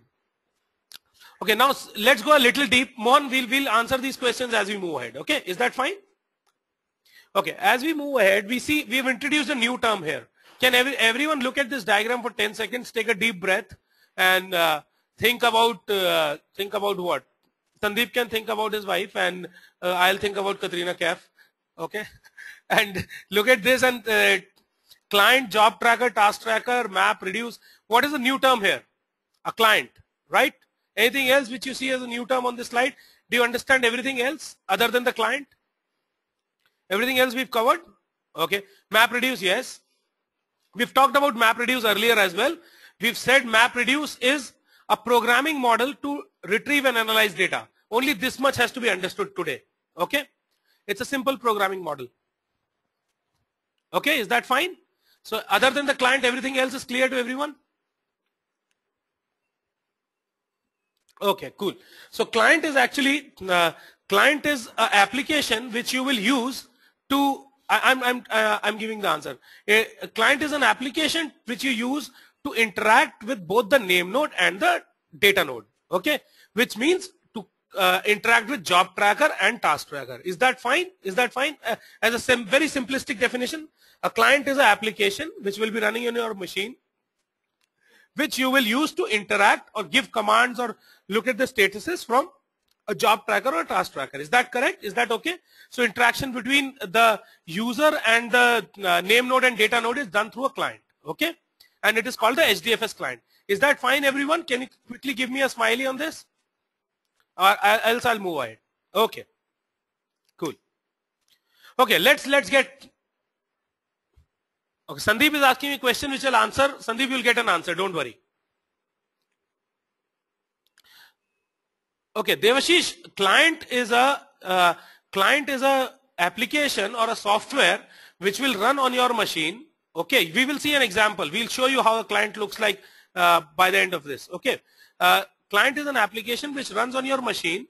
Okay, which you will use to interact with data node or a name node, which in turn means the job tracker or a task tracker. Okay, we will all your questions will be answered, Anand, and Sandeep, your question will also be answered. Don't worry, just keep that in your mind.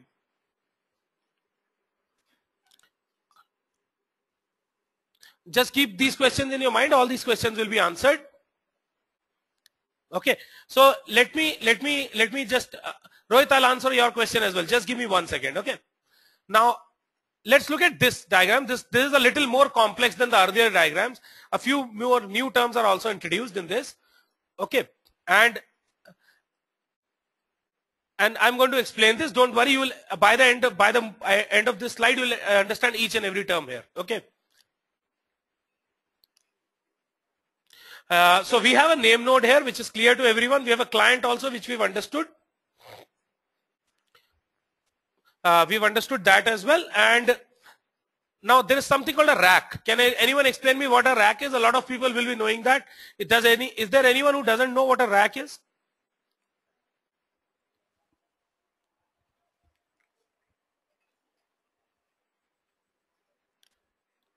Okay, Sandeep tells me it holds hard disks, right? Gaurav asked me to tell you. Okay, Ajay is asking me what a rack is. Okay, can anyone give me a? Okay, Anand is telling me rack is a storage area, which is right. Can anyone else add to that? Devashish tells me a storage mechanism. Can anyone else add to that?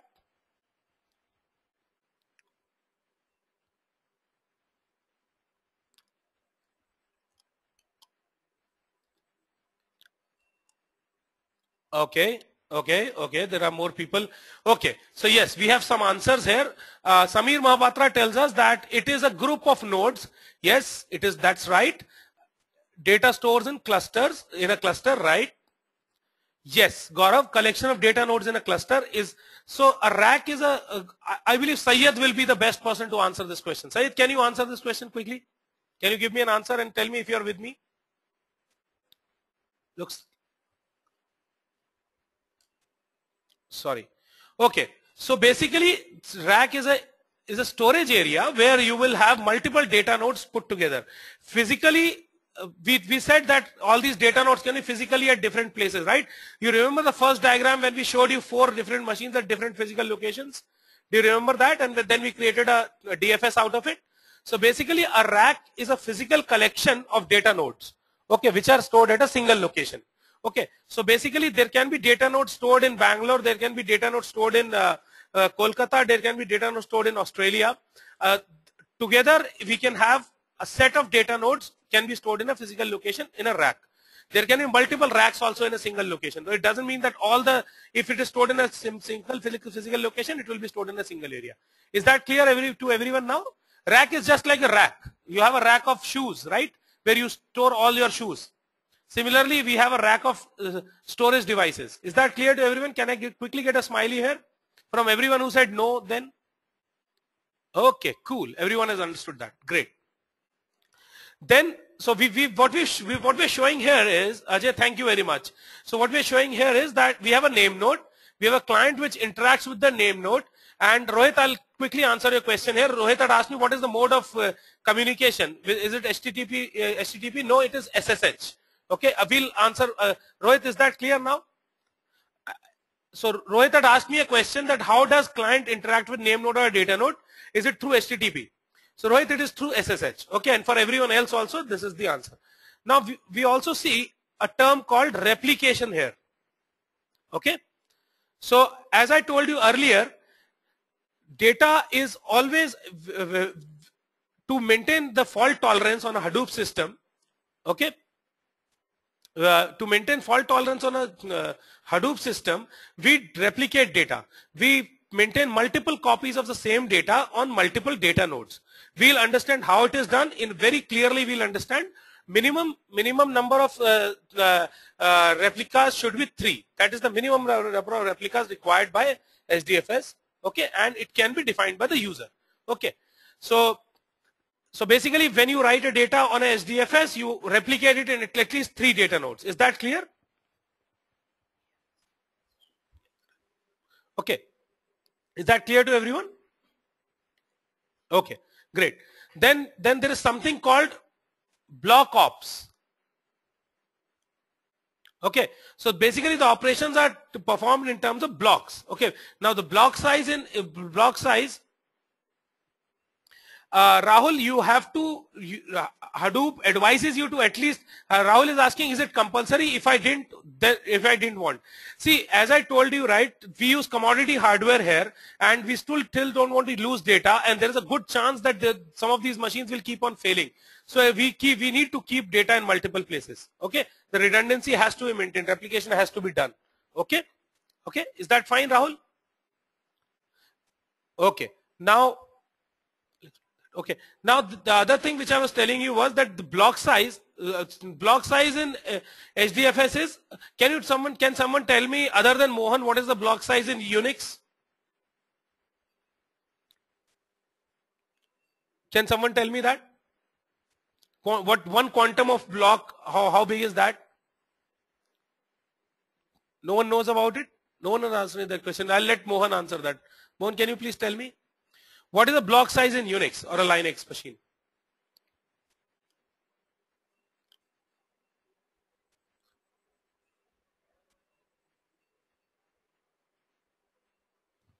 Guys, you can do Google as well. I'm not your teacher. I'll not stop you from doing Google. Please Google things which you do not understand in the class, which you want to ask actually. Okay. Okay, no problem. And can you guys Google? Don't think that I am the only source of information. You can also be the source of information. Google is the biggest source of information. I have also learned everything from Google.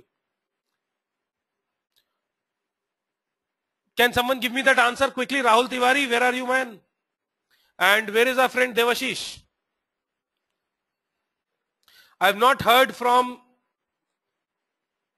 a couple of guys for a long time. I want them to answer now. I haven't heard from Dinesh.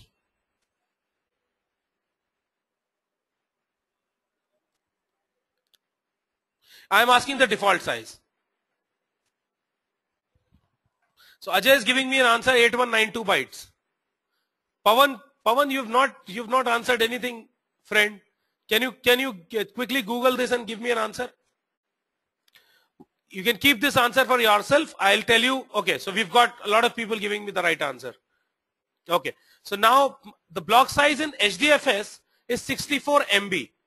Okay, it's 64 MB, and the default block size in Linux is 8192 bytes. Okay, so basically HDFS is built over Unix, and HDFS, as I told you earlier also, is used to store huge amount of data, the single block of operation. And I'm asking about the default size. It can be configured to a bigger size. The minimum is 64 MB. Okay, does that make sense?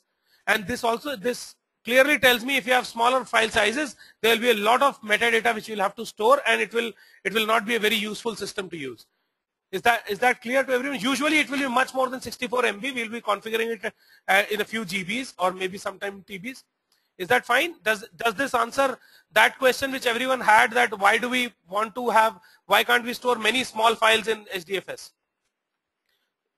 Is that okay, guys? Okay, good. So everyone has understood that. I've got a few yeses. I did not get a response from Pawan. Pawan, can you quickly answer this if you have understood this? Thank you, Pawan. Thank you very much. I think you were out for lunch for some time. Is that correct, or you were here? You were attending everything. Guys, I'll be asking questions in the end, and everyone will have to score 100 on 100, okay, 10 on 10. So please pay attention. Now, okay, so we've understood most of these things here. Now I'll just explain this diagram once again. So we have a client which interacts with a name node. It also interacts with the data nodes, okay. The client does a read and write. There's something called metadata here. So can anyone tell me what is the metadata? Quickly, can someone tell me what is the metadata? Okay, so a lot of people have told me the right answer. It is a configuration data about data into data. Yes, that's true. So metadata is not the actual data, the actual logs which will be storing, but the data about data, which means where are these. If I'm storing a block, name node will have this information that where is this block where is this data getting stored. Okay, that information, which are the name nodes, where are the racks there, which rack on which rack which data node is there. All this information, block map is what, yes, exactly. So a block map is what Mohan has told me. This is exactly correct. So all this is metadata, and all this data is stored in the name node. Name node, this data is stored in the RAM. Please remember this. It's stored in the RAM. I'll tell you more about it, but for now, let's understand that it's stored in the RAM to have fast access.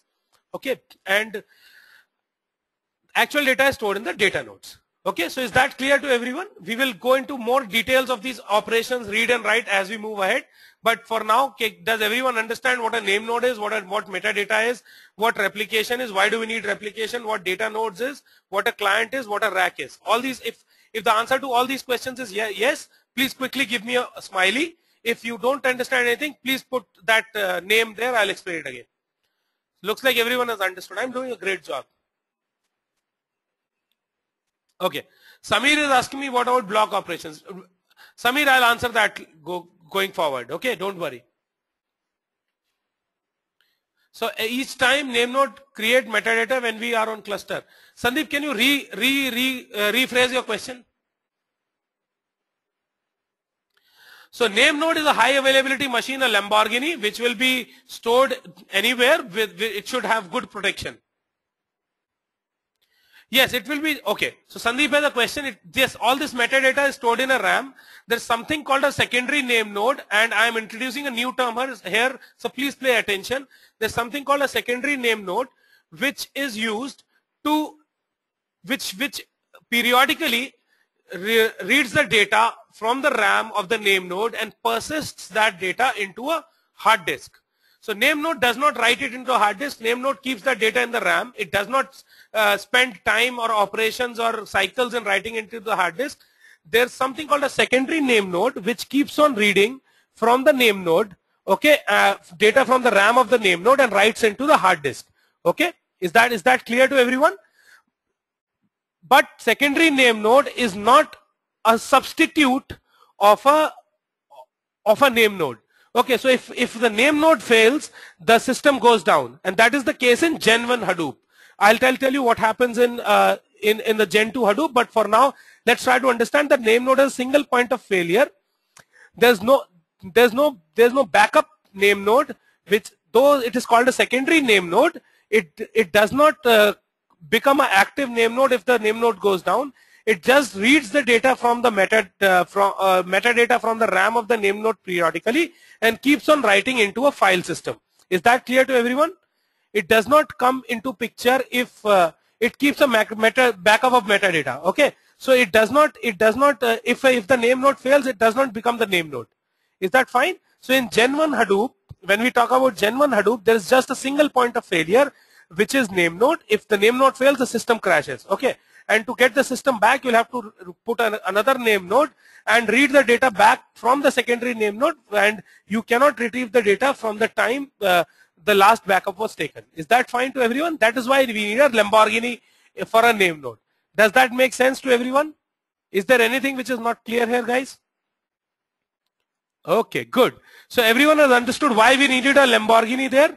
Because we do not have any backup to it. Sandeep, just give me some time. I'll explain everything. I'll explain everything. Okay, just give me some time. All these things are going to be covered in the next slides. Okay, yeah.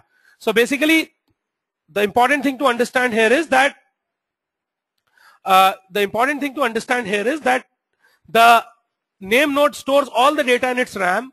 There is a secondary name node which keeps on reading this data from the RAM and keeps on writing into a file system. It is not a data node, it's a separate file system where it keeps on writing, Rahul. Okay, so to make sure that we are storing what was happening in the RAM, and it keeps on syncing that data time and again with what is there in the RAM of the name node. Is that clear to everyone, guys? Very important concept. And if you guys are preparing for an interview, someone can ask you what happens if the name node crashes. Does the secondary name node take over? The answer to that is what? Yes or no? Very good. Everyone will crack that interview for Hadoop. Vidyasagar tells me definitely not. Rahul, you will move from Teradata to Hadoop, man. Okay, so that's a very important thing. Now, okay, now the second thing which is very important is, and I'll take a liberty to introduce that as well. I talked about Gen 1 Hadoop. So now there was this problem with Gen 1 Hadoop that we had just a single point of failure, and the secondary name node was a misnomer. It's actually a misnomer. It looks like that the secondary name node, and it's actually used to fool people in interviews. Okay, so it's a misnomer. In Gen 2 Hadoop, now someone can ask you this question as well. Now, what is the difference between Gen 1 and Gen 2 Hadoop in terms of name node? So in Gen 2 Hadoop, we have an active passive kind of name node structure where there are two name nodes. One is the active one. There is a second one which is passive one. Very important to understand. Pawan, are you getting this point, sir?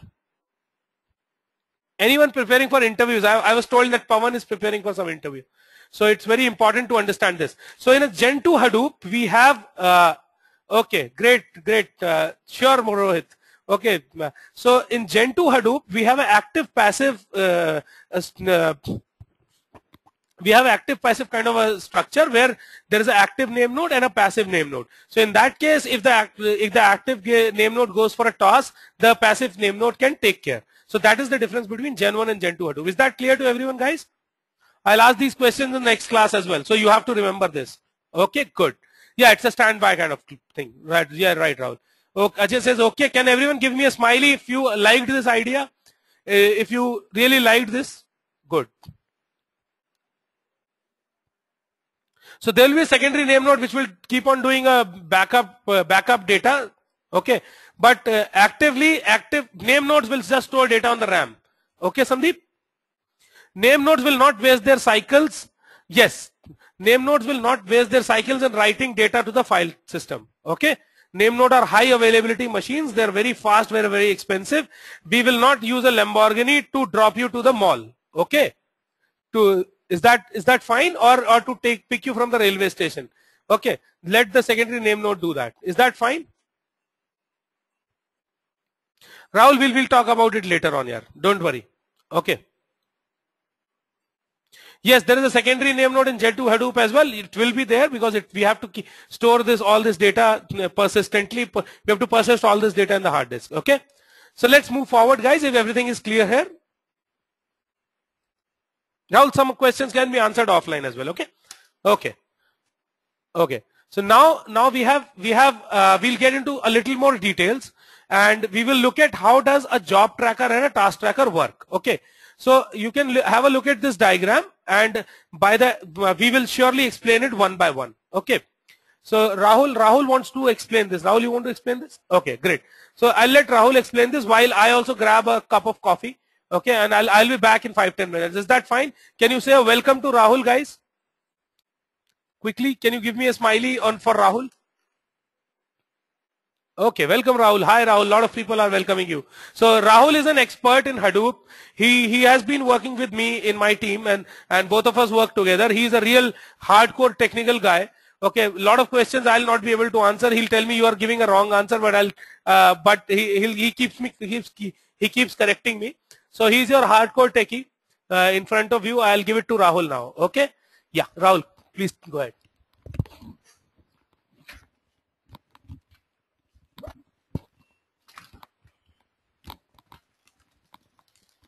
Hi everyone. Very good afternoon to you all. So I believe I am audible. Okay. So give me a moment. I'm actually unwinding the cable of my microphone. It's pretty stuck in the chair somehow. Okay. So just give me one moment for that, and then we'll be done.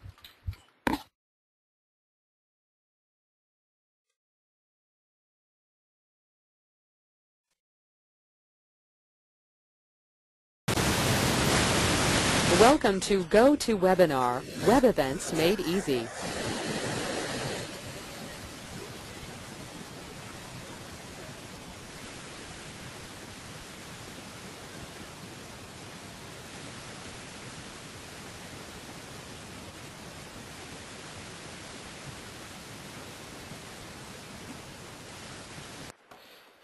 Hi guys.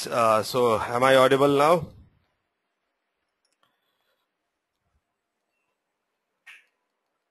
Okay, so a very good afternoon to you all. Let us continue with the discussion where Abhishek left. Okay, so I hope he gave my brief introduction about me. Okay, so I'll give you some 20 seconds of time to go through this picture. Okay, and remember it has mentioned some steps, something like copy input file, submit job, get input files info, then again there is one more submit job, there is create splits, there is some upload job information, some job.xml, job.jar is there, some input files is there. Okay, so just I'm giving you 20 seconds of time. Just go through this diagram so that once I start explaining it, you are clear about the steps we are talking about.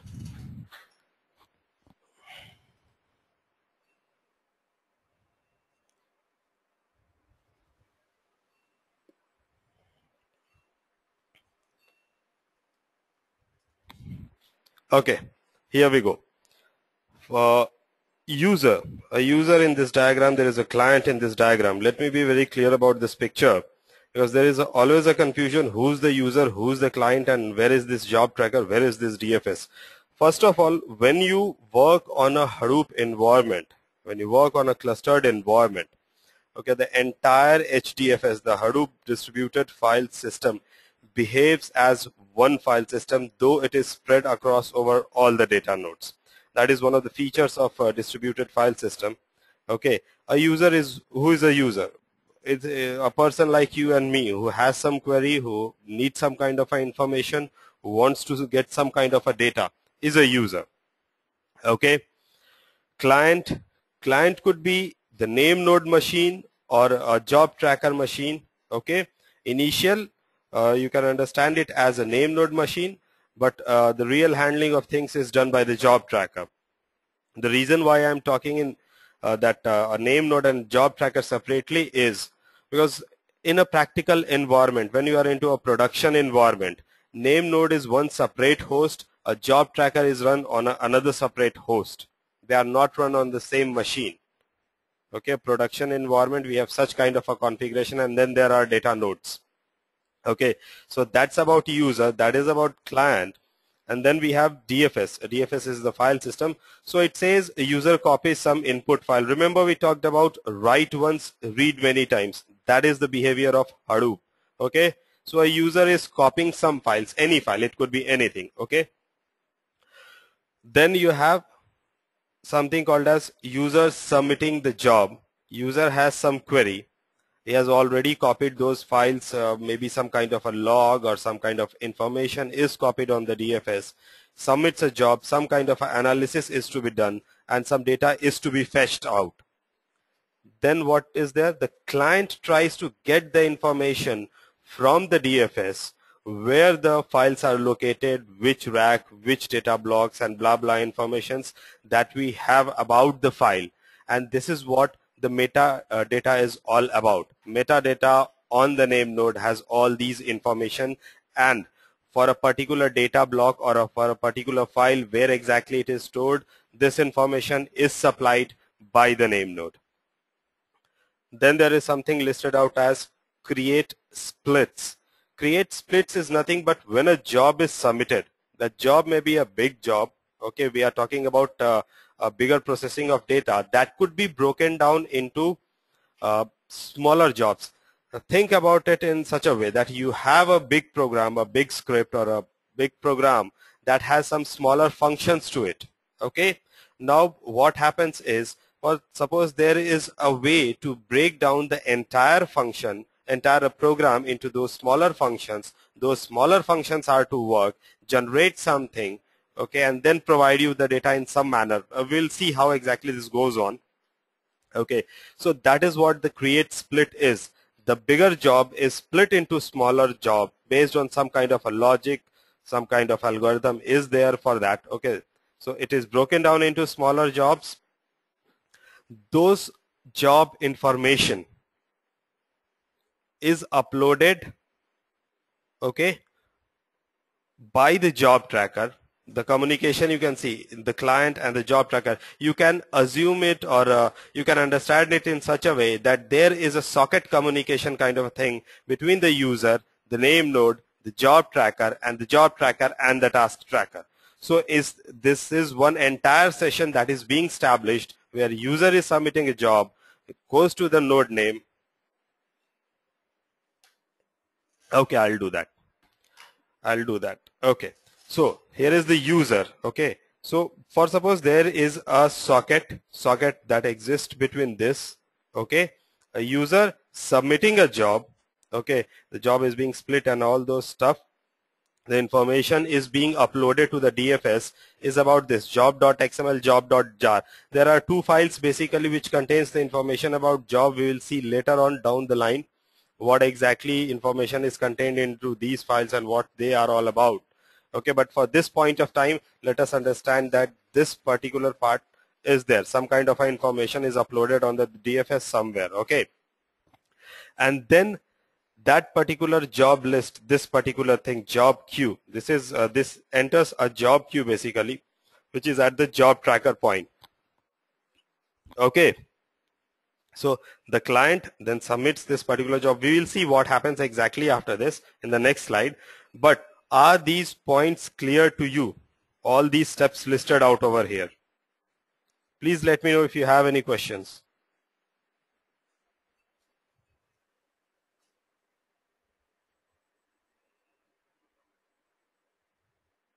Okay, Gaurav says yeah. I'll take that as a yes from each one of you that this particular slide is clear. Come on, some quick yes, some more quick yes. We can really proceed to the next slide then. Okay, Ajay says yes, Rohit says yes, Rahul says yes, Devashish says yes, Pawan says yes. Okay, Syed also says yes, Vidyasagar gives me a yes. Okay, so we'll proceed to the next slide then. So over here, have a look. the entire part of the last slide we have listed out over here in a smaller section where client submitting a job to a job tracker. Okay. Now, this job basically requires some files, and those files are present on the DFS whose information was supplied by the name node. Okay. So, this job tracker tries to get where are all the blocks located of that particular file which is to be processed. Now, one important concept over here, a kind of a difference between traditional RDBMS and Hadoop. Okay, this is important. Pay attention to it. Okay, there is a difference between how the Hadoop works and how the traditional DFS worked. In traditional DFS environment, I'll not go into too much of detail. There was a solution that the data would be present on different nodes. There was one master node kind of a configuration, and when the data was to be processed, the data was pulled out from that particular machine, was taken out onto that particular master node and then processed. Okay, now think about some TBs of data or some even hundreds and thousands of GBs of data if you really want to think of. Think about this situation where you have to transfer such an amount of data onto the network. How much time it's going to consume, how much network bandwidth will it consume. Hadoop, the difference, it does what? It prefers data localization. Okay, what I mean by that is, you see maps and reduce, they are basically programs. Okay, so what it does, instead of calling data to the master, it sends out the small KB size program to the data node, processes the data over there and then gets you the output. Think how much time will it save? TBs of data on the network and KB of data on the network. It's so easy to process in such a way, and that is the beauty of Hadoop, and that is why it is listed as one of the most powerful processing engines today. Maybe something in future something else comes up, but for today it's one of the most powerful processing engines, and Hadoop ecosystem has integrated too many things into it to add to the beauty. Okay, so you see something listed out over here as a job queue. Let us understand this, that in this particular job queue, one by one things are taken up. Okay, it has all those jobs that were created out of the splits. Okay, and one by one those jobs will be served. So what exactly is happening now is, this particular job is picked up, which is green in color. Okay, this particular job is picked up. Okay, then the job tracker creates maps and reduces. These are the programs that are will be sent to the data node for the processing. Okay, now from DFS it has the information, okay, where exactly this is stored. Okay, now there is something named as input split. I'll give you an explanation on this. And these maps and reduces are sent across to the data nodes. Now what is an input split? Input split is basically the file, okay, the bigger file which is broken down into the chunks. There is one parameter called as input split, which we can define what will be the input split based on which the file is really divided. It's a configurable parameter. Okay, and for that input split there will be as many maps created as the number of input splits. If you have some 40 input splits, you have 40 maps for that, and based on that the reducers will be there. Basically how exactly this map and reduce works is, map processes the data first, it generates a kind of a key value pair, on that particular key value pair the reducers work to produce you and to give you a final output. Okay, there are some things called as sorters, shufflers, combiners, which are in between these two, but the most important part is this map and reduce. Those sorting, shuffling, combining and things go on based on our need, how we really design, how we really write our own map reduce programs. So is this slide clear to you all? Any questions? Can I have a quick yes, a smiley? Rahul has a question. So these maps and reduces are written based on business logic. It's not only a business logic, it's a requirement based, what you really need to process. And the logic could be anyone's logic. It's I would not say that it's only a business logic. It could be a developer's logic. It could be the requirement logic or anything. Okay. Gaurav is asking, please tell about map and reduce definition once more. Okay. Maps and reduce are the heart of Hadoop system. Okay. Maps and reduces are nothing but a program written in language of your choice. It could be Java and is best suited for Java, but it could be Python, it could be Perl, it could be any other language, C, C++. You could write in that also. There is something concept as called as Hadoop streaming that's there in for Perl. There are some modules for that. The same way it goes for C++. So it could be any language of your choice into which you can write and it will work. Okay. That is what the map and reduce it. Map processes the data. Okay. Data is processed locally on the data node. Key value pair is generated after map has processed the data, and on that particular intermediate key value pair, reduces work and generate the output data. The logic is entirely your own logic. How you are going to write it and is for your need. Is that clear, Gaurav?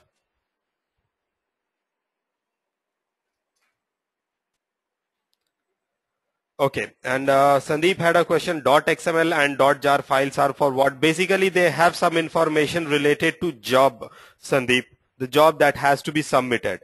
Okay, we will not take a deep delve into that, but it is related to the job. Okay. Number of maps is equal to number of splits. Why? Because based on the input splits, all the file which is splitted will be placed on those many data nodes. Okay. And onto each data node, it has to be processed. So for each data node, you require a map to process the entire file and then a reducer. So number of maps is equal to number of splits. Does that answer your question, Sandeep?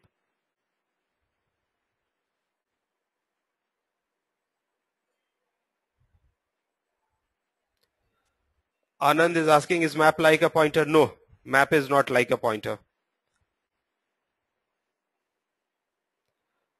Mohan, the point is, Mohan is asking if I understand right, a job is split into maps. No, Mohan, a job is not split into maps. Maps are programs. We'll see how exactly maps and reducers, the logic, what are written later down in the classes. Okay. But for this point of time, consider them as two different programs. Okay. Split is something that is created. Split is something that is created for the file. That is the input split. File is splitted into those many blocks, is placed onto the data nodes. So on the data nodes, the maps has to be sent across onto all data nodes so that the entire file is processed. Okay, so that is the reason you require as many maps as there are number of input splits. For each split you need a map. Yes, Mohan, for each split a map is needed. It is only one program which is taken care by the job tracker. It sends it across. We'll see that map reduce program later on down the line in the map reduce class, how exactly it is. And we'll have some kind of a demo over here which can show you how the map reduce percentage and things really go on. Okay, Sandeep has a question, but one map program can be distributed to all data nodes. That is very true, Sandeep, that one map program can be distributed to all data nodes, but then the maps are distributed. Okay, try to understand it in this particular way. As many maps as split, you have written one program, but there are as many maps as splits are there. So what exactly is happening on all the data nodes? You have to send across the maps. So how exactly do you know that how many maps will be created? This is based on number of input splits. Is that clear to you? Did I answer your question, Mohan?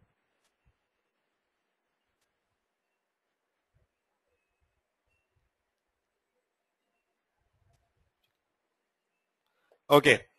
Fine. Okay. This slide is clear to all of you now.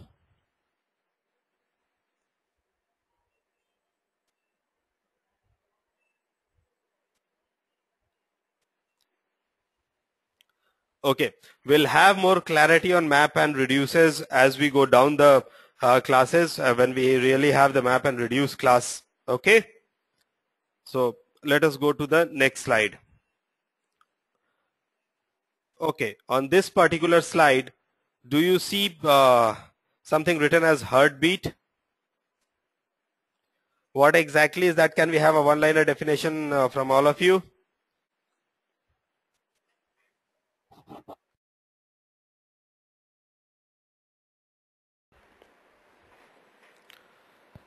Okay, yes, everyone has answered correctly. Stay alive, a health check, kind of a report. Communication is alive between two channels. Yes, that is what the heartbeat is.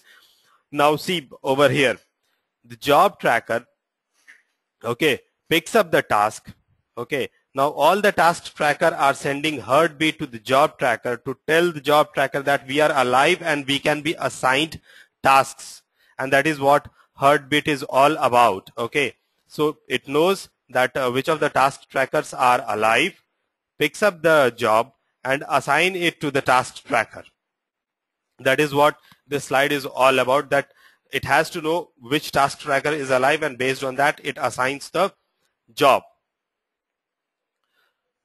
So I think this slide is clear to all of you. This is there's not much to discuss on this particular slide. Okay, so is it clear to all of you? Can we have quick yes? Blue colored block, Samir asks, blue colored block, Samir, is the job that is to be assigned to the task tracker. So we what it is showing over here is only one blue color block to give you an explanation that okay, one of the blocks is assigned to the task tracker.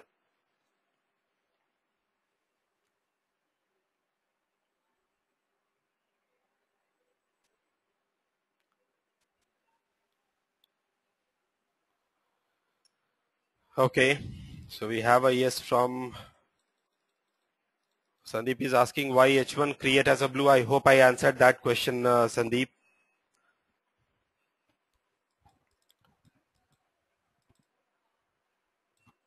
Okay, Rohit Malik, doesn't a wrapper run to assign task? Rohit, at this point of time, I'll give you a one-liner explanation to it. Let us not talk about any wrapper or anything. It's the job tracker that assigns the task to the task tracker. That is what really happens. Is that okay? So Rohit says okay. So let us go to the next slide. Okay. Now see over here. A job tracker, we have listed out everything over here, and you see a blue block again. Okay, a task tracker. Now see, the task tracker over here, it has the blue blocks which lists out the map slots, and this is the reduce slots. Remember, these two are the configurable parameters which will take a look where the parameters and things can be configured. There are particularly files, configuration files for Hadoop cluster. We can take a look later on into the second class when we really have a hands-on. There we can go ahead and configure max map slots and max reduce slots. But at this point of time, this is the task tracker. Okay, these are the maps that process the data. These are the reducers which works on the data processed by the map. Okay. Okay, Mohan, I'll go a bit slow. Thank you, Mohan, for pointing me out over there. Okay, so let me start once again. Job tracker picks up the job from the job queue. Okay, the job is assigned to the task tracker. Okay, I think that point is clear to all of you, that job from the job queue, job tracker picks up the job and assigns to the task tracker. Is it clear? Then we can proceed further.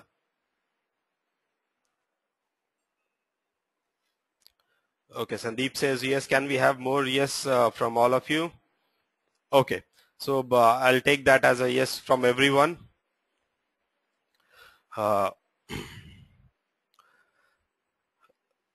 Okay, so on the task tracker, we have shown over here it's only one task tracker because we wanted to specify what exactly it's about map and reduce, but there will be data nodes in a live environment onto which things go on.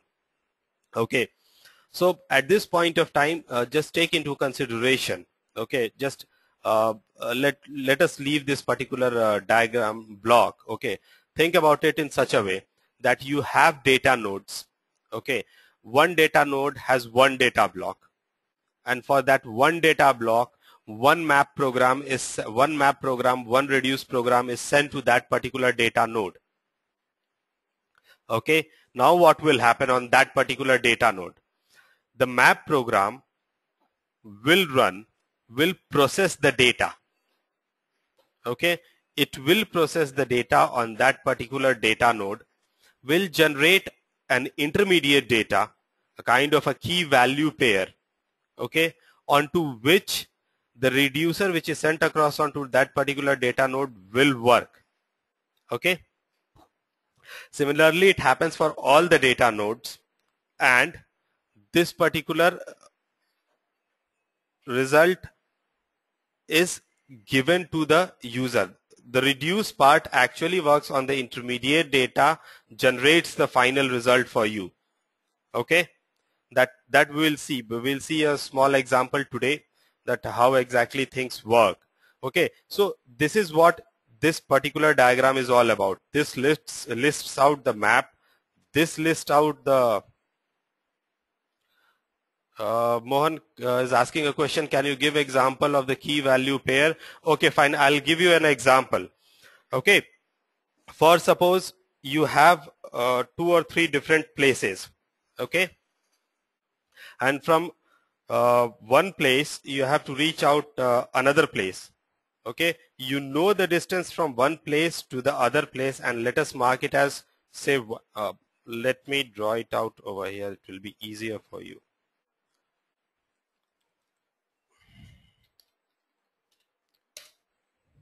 Okay,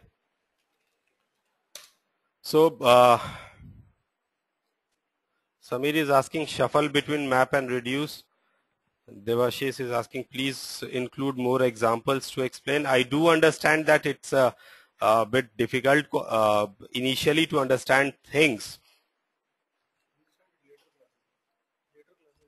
Okay, but what we can do is you will get a better explanation, I would say, Samir and Devashish, in the later classes when we really do a hands-on on the cluster.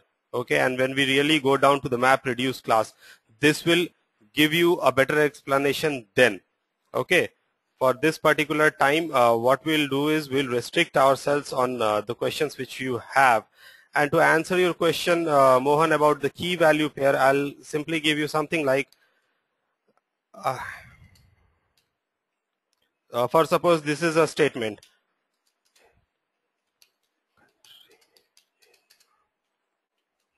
Okay, for suppose this is just any statement.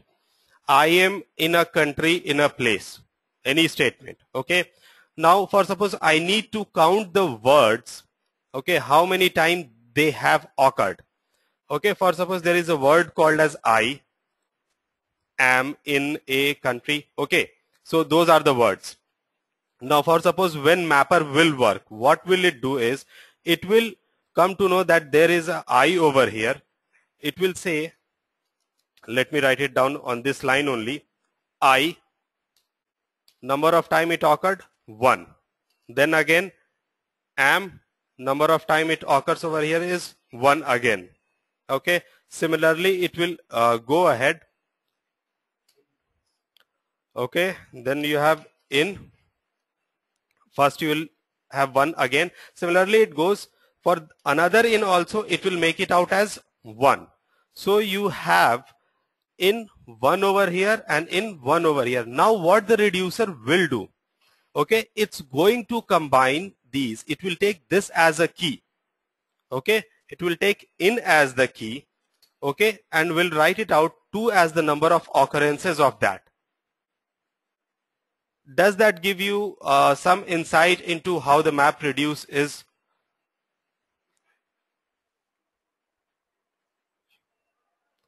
Okay, so we had a small example. Okay, thank you, Rohit. He says yes, excellent. Thank you, Rohit. Okay, so let us go to the slide. Should we go ahead to the slide? Okay, fine. So now I think this task tracker part is pretty explained to you. I explained this max map slot and reduce map slots. Don't worry, these are some configuration parameters, or rather say tunable parameters, why they are there and things, those will be taken on in the later class. Okay.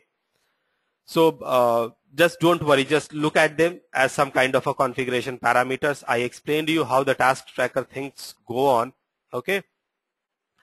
And it says read into local disk. What exactly? It reads into the local disk for this job XML and job.jar, that what exactly is to be done. Don't worry on this particular part. Do not worry. We'll take it up. We'll take it up when we really come down to submitting a job and seeing a map reduce. That point of time we'll take this part up. But at this point of time, just try to understand that this file, since it was, you could take a look over here, that this file was there into DFS. So this has to be read from the DFS. Okay. Some kind of information is there. Just at this point of time, we'll take up that only. Okay. So are we clear on this particular slide?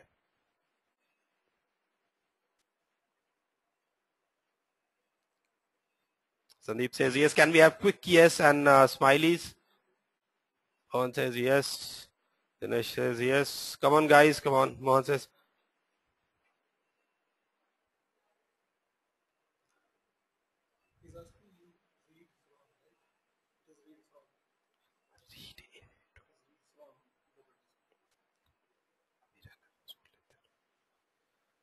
Okay, so Mohan says, I presume you read from.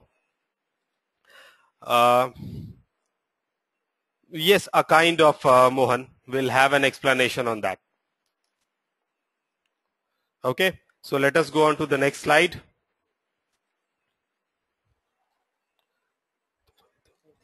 Okay, so for these particular slide, I'll hand it over to Abhishek again. Okay. Hi guys, I'm back. I just took a coffee break. I hope you enjoyed the session with Rahul. He'll come back again once again now. So let's get started with this one. And I hope you've understood in detail that how does a job tracker and a task tracker work. Can I quickly get a yes or a no if you guys have understood what Rahul just explained? Okay, Mohan, don't worry. I mean, don't worry. We will have this in more detail next time. Okay, so don't worry about that. Okay, so Gaurav says Rahul did a great job. Okay, great.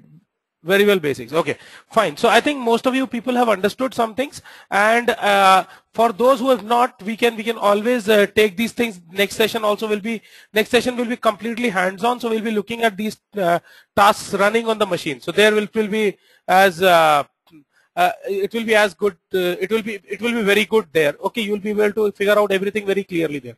Okay, sure. So. Okay, thank you, Devashish. But I think let's get started now. Let's try to understand what are the other things. Okay, keep writing on the chat window. Okay, so Ajay is asking a question which I want to take it, though it is a little out of context here. Should we install Hadoop ourselves to learn it? Ajay, well, we will be, for the training purpose, we'll be using a Cloudera CDH4 installation. Okay, we will be giving you the virtual machine which can be run on your machine as well. And for people who do not have a 4 GB plus RAM machine, okay, they can use our own our server using a TeamViewer kind of application. Okay, so for all those people who need help on that, you can quickly contact the support team after the class. Send an email to support team. Hisham is the guy. He'll respond back. Okay, is that fine? Everyone is okay with that part? lot of questions come in just after the class, because we'll be showing you a Cloudera demo also. Rahul will be showing you a Cloudera demo just in a while. Okay, but before that, let's try to understand how does a HDFS client create a new file. So now the next few slides will tell you how a block is added in a HDFS. Okay, how does a read and write happen in HDFS, and how is the data actually stored in HDFS. So please pay attention. It is a very these are some important concepts, okay, which you need to understand first. Okay, so now we know that there's a HDFS client, and here's the name node. You must appreciate the fact that we have used a color coding scheme to denote a name node and a data node. The graphic guy has done a great job. They've made sure that the data node is always red and the name node is always blue, probably in consistency with the Lamborghini. So please remember that, yeah, so basically the fact is that we have a HDFS client, we have a name node, we have data nodes. You know that the data is actually written on the data node. Okay, so what we start with is the HDFC client, sorry, not the HDFC client, but the HDFS client tells the name node that I want to add a block of data. Okay, it sends a block add request. Okay, now the name node, what it does is, it figures out which data node should the data be written on. Okay, so that is something which the name node will be knowing. We saw in the earlier files that there's metadata stored in the name node, which it will be knowing which all data nodes are have space to take this block. So it gives this information back to the HDFS client. Okay, I'm in love with HDFC somehow. Okay, sorry. So it gives this. HDFS client. I'll not call it HDFS. The client sends a request to add a block of data to name node. Name node gives back the information to the client on the nodes which are available and where the data should be written. Okay. Then the client goes and writes the data to the data node. Okay. So now the data, one thing which should be very clear here is that the name node does not write the data on the data node. It is the client which writes the data. Okay. While the write is happening, the name node is not involved at all. The name node just gives the metadata and the information where it should happen. Okay. And I'll also tell you very clearly that what is the logic behind deciding which data node should be written to. That will come now. So don't worry about that. Okay. So you've understood this part, that the client sends a request to the name node that I want to write some data. The name node gives back the information that where to write the data, and importantly the client goes and writes into the data node. Okay, is that clear to everyone? Guys, can I get a quick yes from everyone if this is clear? Good. Yes, client is the end user, right? So client, as I told you, is an application which is used by the end user. Okay, it's an application which is used by the. Okay, so Yashwant is asking a question, if the data node is full, how it's identified. So as I told you, Yashwant, the name node keeps that data with it, that what all data is stored on each name node, all that metadata data about that data is stored in the name node. So name node will be knowing that that this data node is full now. Is that fine, guys? Okay, good. Now I've also written that data pipeline. Now the way the data is written is that the data is the default replication factor is 3. Okay, that's what we learned earlier. Okay, so the first data the client will write on the data node. Then the client, I mean, we will explain this in more detail. Then this data node will write the data in the second node. And the third then the data node will write the data into the third data node. Okay, so it is a pipeline write. Okay, I will ask a question on this later on, so please make sure that you understand this properly. And I'll explain this in detail as we move ahead in the next slide. So Sandeep is asking me a question. As per this logic, need to respond with cluster and client for writing the data. Sandeep, I could not really get the question. Can you rephrase it, please? I'm not so good in English. Sometimes I falter there. Can you rephrase it, please, while I move ahead? Yeah, client will talk to the name node, correct? And then, yes, that's what we saw earlier also, that the client can talk to both the name node. Yes, you're right. So Sandeep, this is how it happens. The client will talk to the name node first, then it will get the data where to write, then it will start writing to the data nodes. And it will write to one data node. The second data node will be written by the first data node itself. So as it is shown here, the write operation on the second data node is taken care by the data node. Okay? Yes. Is that clear, guys? Yeah, we have a very good question from Anand Kumaran. He says, on what base name node will decide which data node to write? Okay, so I'll give you a very, very technical kind of answer, which I'll explain in very simple words. Okay. The whole idea is, and I'll explain this in more detail, but a really good question. Did anyone else had this question in their mind? We should all appreciate Anand for asking that question first. If anyone had this question in their mind earlier, on what basis will this be decided that which data node to write? Okay, so let me answer this question. So, at a very, very high level, it will decide based on the fact that all the three data nodes should be as close as possible. Okay, number one. Number two, the data nodes are decided based on the fact that if there is a fault, then the minimum impact should be there. Okay, so these are the two things. Now, in the next slide, I'll explain you what is the exact scenario used there. Okay, so just give me 1 second. This question will definitely become very clear. Okay, is that fine, guys? So basically, it is decided on two factors. Number one, to make sure that the overall system is more highly fault tolerant. Number two, that the total time or the total effort required in writing is minimal. Okay, these are the two things which will be the factors based on which name node will decide that which data node should be chosen. Is that fine, guys? I will explain more in detail in the next slide. Are you guys with me? I am not getting any yes or no. Are you able to hear me, guys? Am I audible? Okay, great. Thank you, guys. Please, yeah, Rahul told you about that heartbeat, right? So please keep giving me that heartbeat, otherwise I'll throw you out of the system. Okay. So can I get a quick heartbeat from everyone? No one is giving me a heartbeat. Okay, thank you. Mohan has not given me a heartbeat. Mohan is a little lazy. That's okay. Okay, thank you.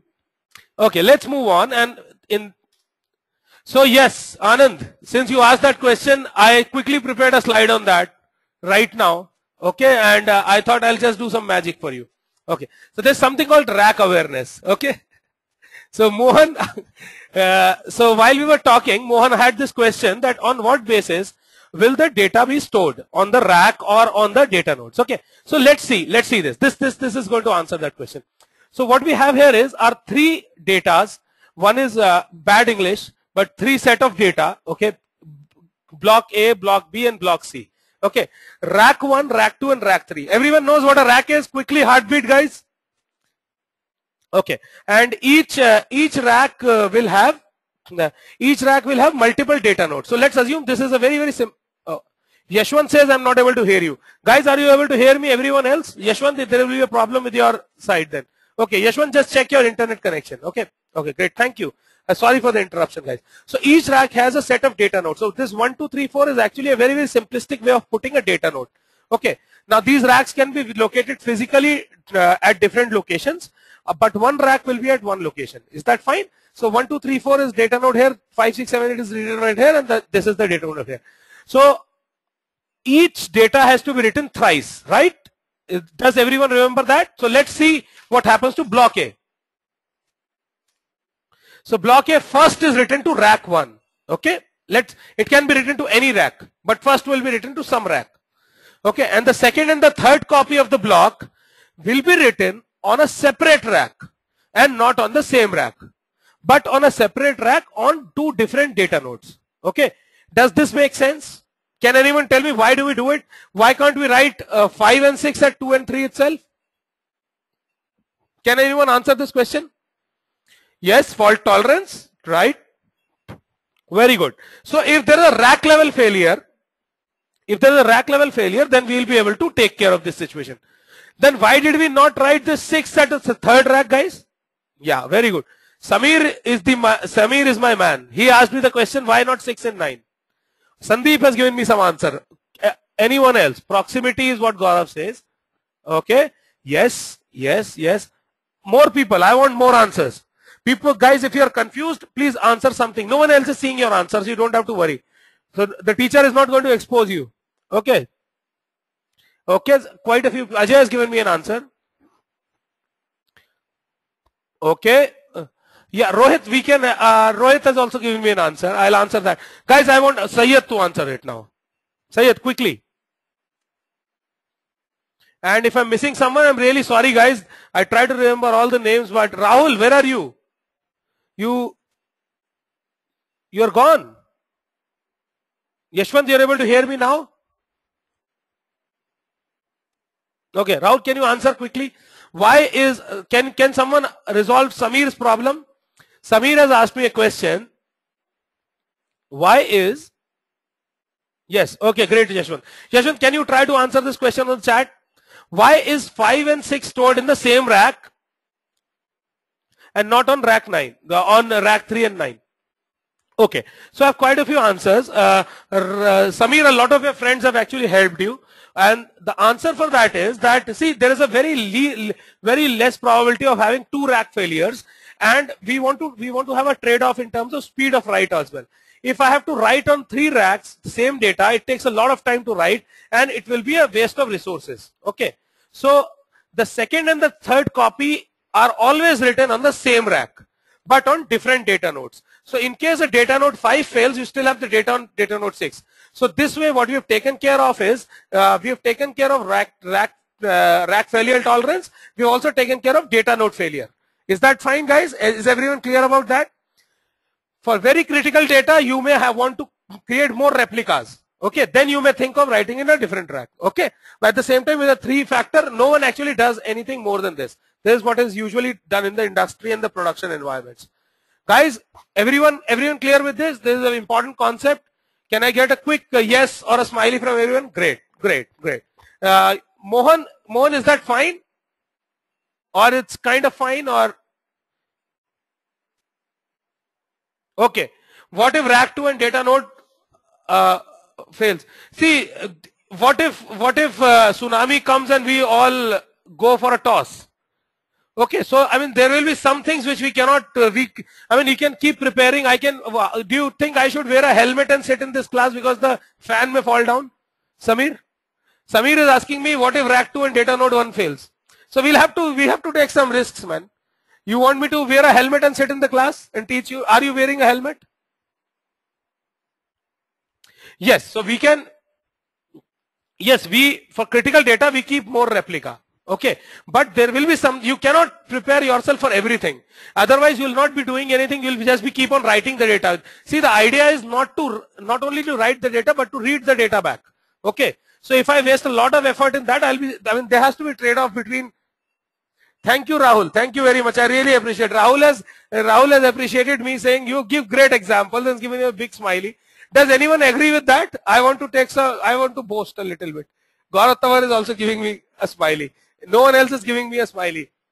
No. Sandeep Ganguly says, no, you don't give. Sandeep, I'll tell your wife, man. Okay. Okay, guys. So let's move ahead. Let's see what happens to block B. Okay.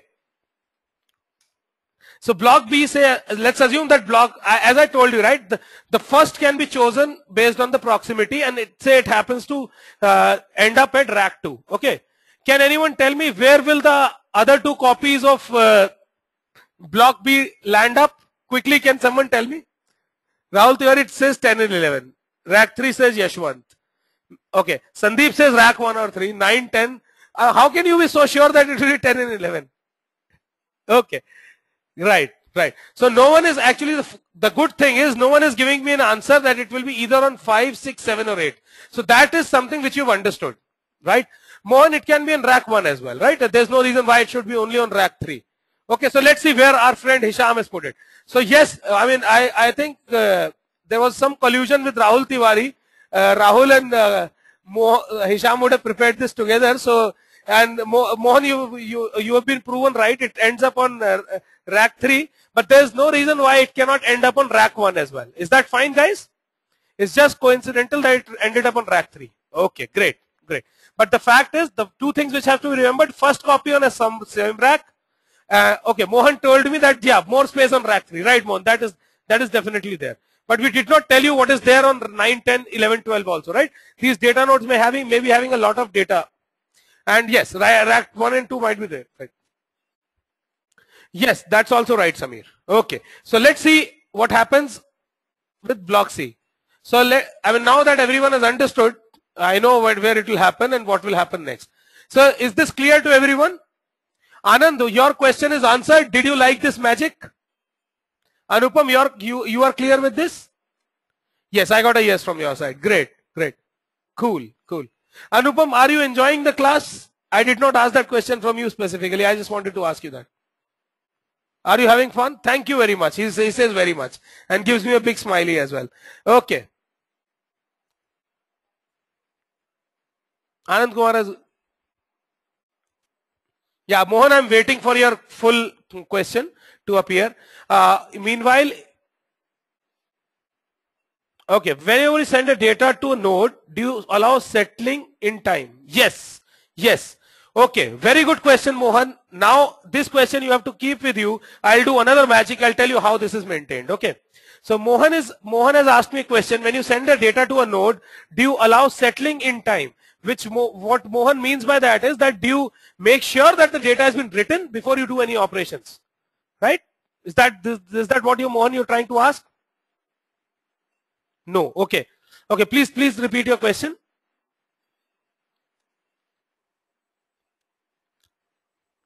Okay. I think I got your question. I think I got your question. Mohan, just give me 1 second. I'll answer a couple of questions and I'll come back to your question. Is that fine?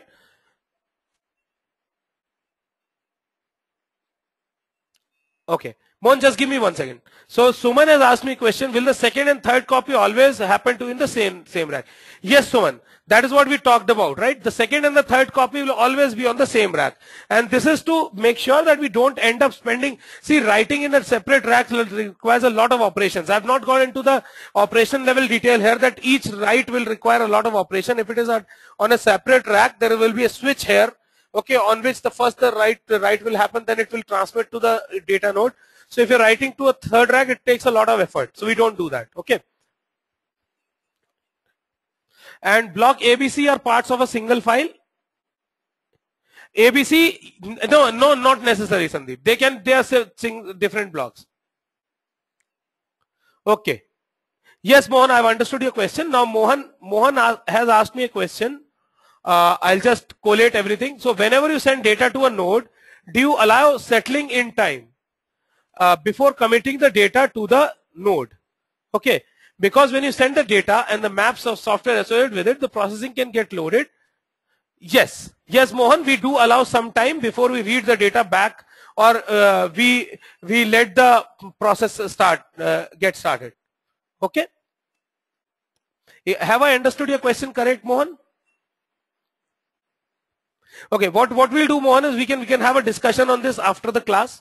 Yeah, I'll let you speak. That's fine. I'll let you speak. So Mohan wants to speak and I want to ask a question.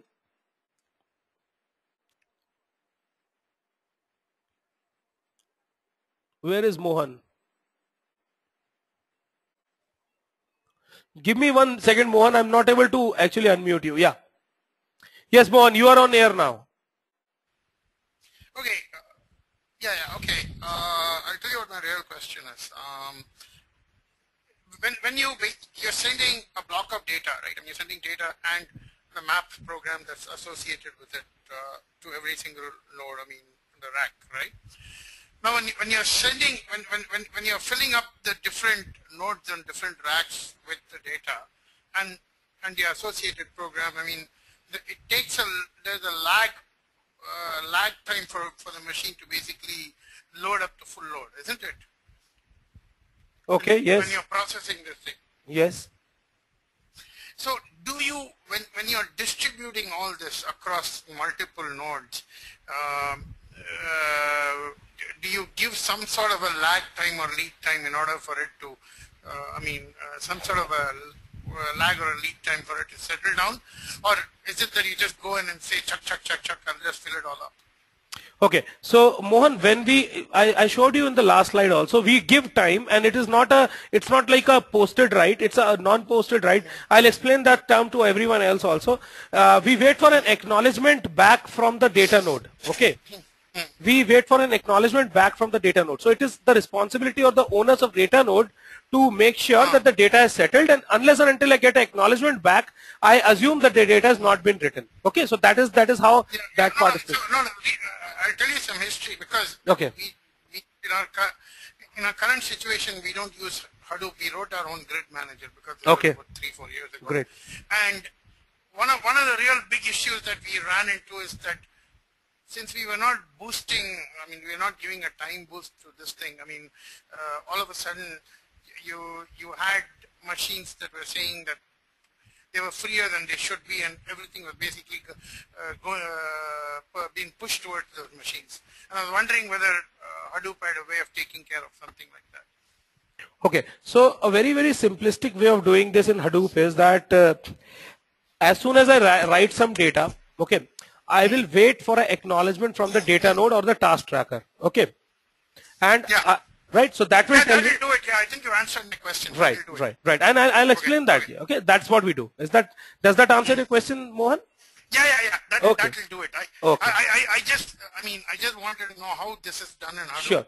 Sure. This is something which we'll be covering in the next slide as well. Okay. So just allow me some time. Okay. Just allow me some time. Okay. I'm sure everyone else is has understood this question, guys. It's a very, very important question, and Mohan gave us a real life scenario where he actually had a problem. So I mean, these are the kind of insights which we get when we have people like Mohan and others here. I mean, and I want everyone else also to actually contribute in this fashion. I'm sure everyone has their own real life experiences. If not today, you guys are taking some time to settle down. I believe from next time onwards, you'll come up with some scenarios from your life as well, right? Which we'll discuss in this session. Is that, will everyone promise me that? I don't want this to be a lecture kind of scenario, right? Can everyone give me a smiley? Mohan, you can say yes. You don't want to write. Anyway, okay. Thank you. Another thing, it would be nice if you can give a lot of examples as you go along. I mean, sure. Otherwise it becomes very abstract, right? I mean, right. Like the name value pairs that I asked about. No, don't worry. How others. No, I'll tell you one thing. If I were in Rahul's place, I would not have covered name value pair in this class. Okay. I strictly say no, we will not talk about it. We'll talk about it when we reach class 3. Okay, because otherwise we'll get, I mean, there's so many details. I've skipped a lot of details in this diagram also. I can send you a diagram which actually Yahoo uses. So I don't want to get into that right now. Believe me, by the end of class 3, you will get all those things clear. Yeah, okay. So let's move ahead. I'll mute you back, Mohan. Okay. Thank you. Yeah. Okay. Now, everyone, you can thank Mohan for that, and I'll move ahead. So this is clear to everyone. Let's see how a write happens now. Okay. So something which Mohan was asking, and I will also ask this question to you, and let me show you how this works. In this diagram also, don't worry too much about what are these things. It's very, very simple. And we'll understand it in a very, very simple fashion. In the next class, we'll be seeing all these things happening on a cluster. Okay. So we'll see it happening on a cluster in the real life. Okay. So now what we're going to do is, let me tell you what happens. Let's start. So as we said, right, when we say create command, it creates those input splits. It goes to the name node. Name node gives this information back that which data nodes to be selected. We've already seen which data nodes to be selected. And then we write this packet on the data node. The client will write the packet on the data node and no one else. Okay. It's not the name node. That's a confusion which is usually asked. I keep asking that because people ask these questions in interviews, and anyone who is looking to crack a job interview will appreciate this, though Rahul does not appreciate that. Okay, but so basically people will be writing this. So the data will be written by the client on the data node. Okay, the first data node will be written. It will send the data to the second data node. It is a pipelined write. Okay, the first data node will be written. It sends the data to the second data node. Then the data reaches the third data node.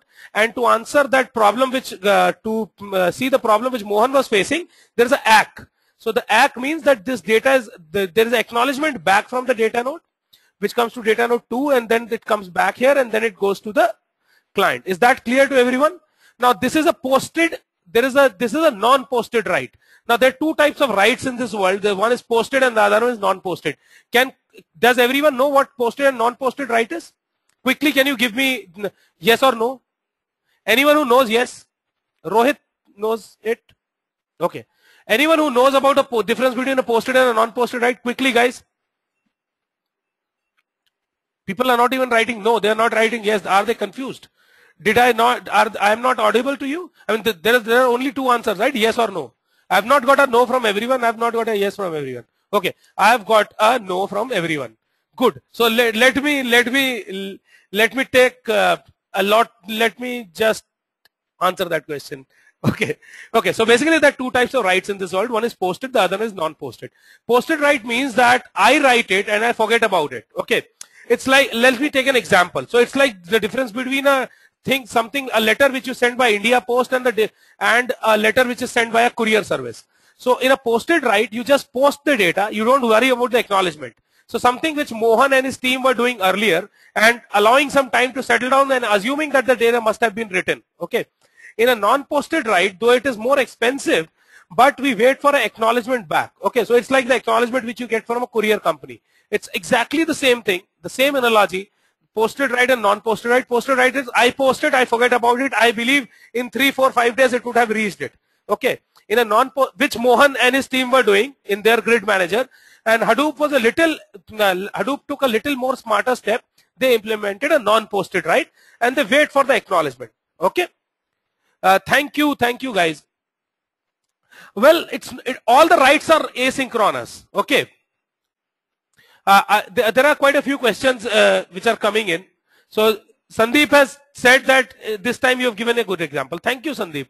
I also appreciate you this time only. Last time I didn't appreciate you. Okay. Thanks. Okay. Now Rohit has asked, is it a synchronous or asynchronous? So there is no relationship. All the writes are asynchronous. So you write. You're not writing it synchronous. You're not it's not that a write happens and then the whole system stops and keeps on waiting for the acknowledgement. You write, you keep on pushing data into the pipeline, but you assume that the write has been done only when you get an acknowledgement. Okay. Does that answer your question, Rohit?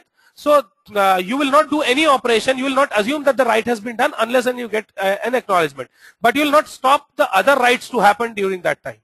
Okay, so the client will keep on pushing data and keep so it's like a queue implementation. Okay, it is actually implemented in a queue where there's a job queue and there's an act queue. Is that fine? Is everyone clear about that? Rohit asked a very good question. If you go to interview in Rohit's company, Rohit must ask you this question.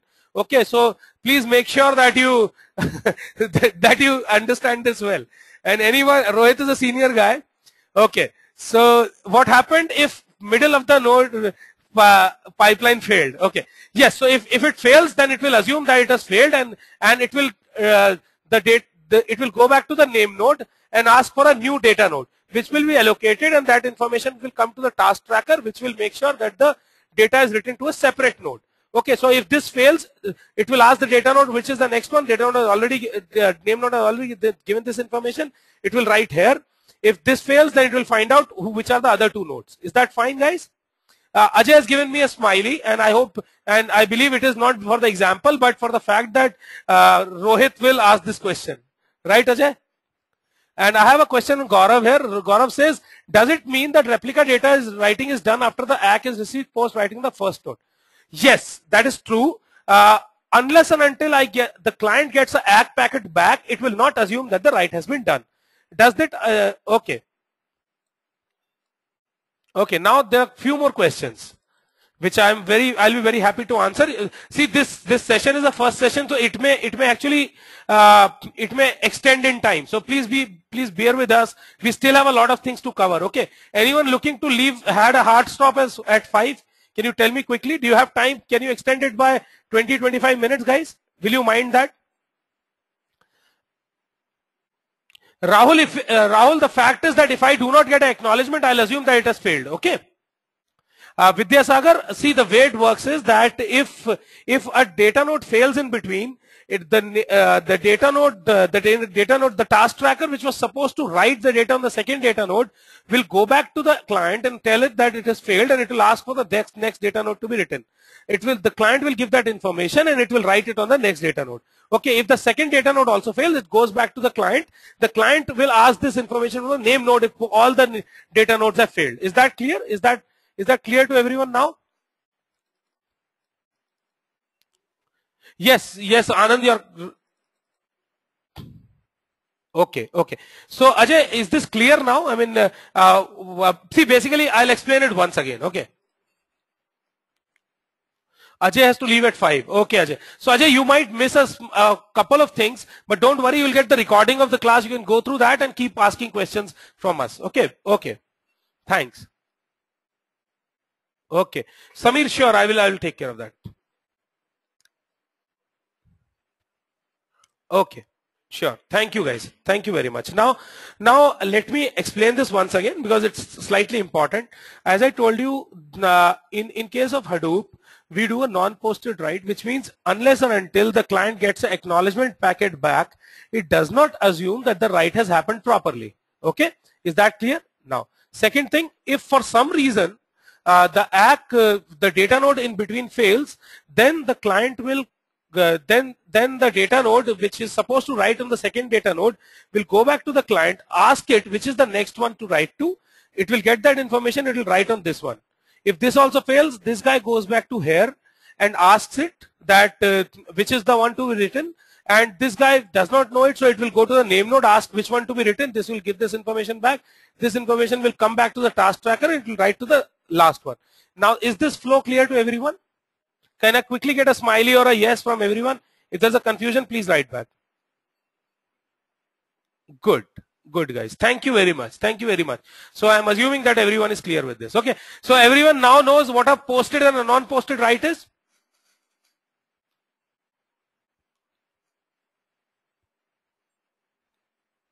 Good. So Vidyasagar is asking a question that will there be an ACK pack for a write on every node, or is it done for every 3 nodes? So Vidya, the way to the client, there will be just one ACK. Okay. But there is a ACK, if you see here, right, this 5, it is this acknowledgement is coming back from this data node. So this is one acknowledgement, then this acknowledgement coming from this data node, second acknowledgement, this is the third acknowledgement. But for the client, it is just one acknowledgement because it is a pipeline write. Does that answer your question, Vidyasagar? Samir, was this question clear to you? Samir?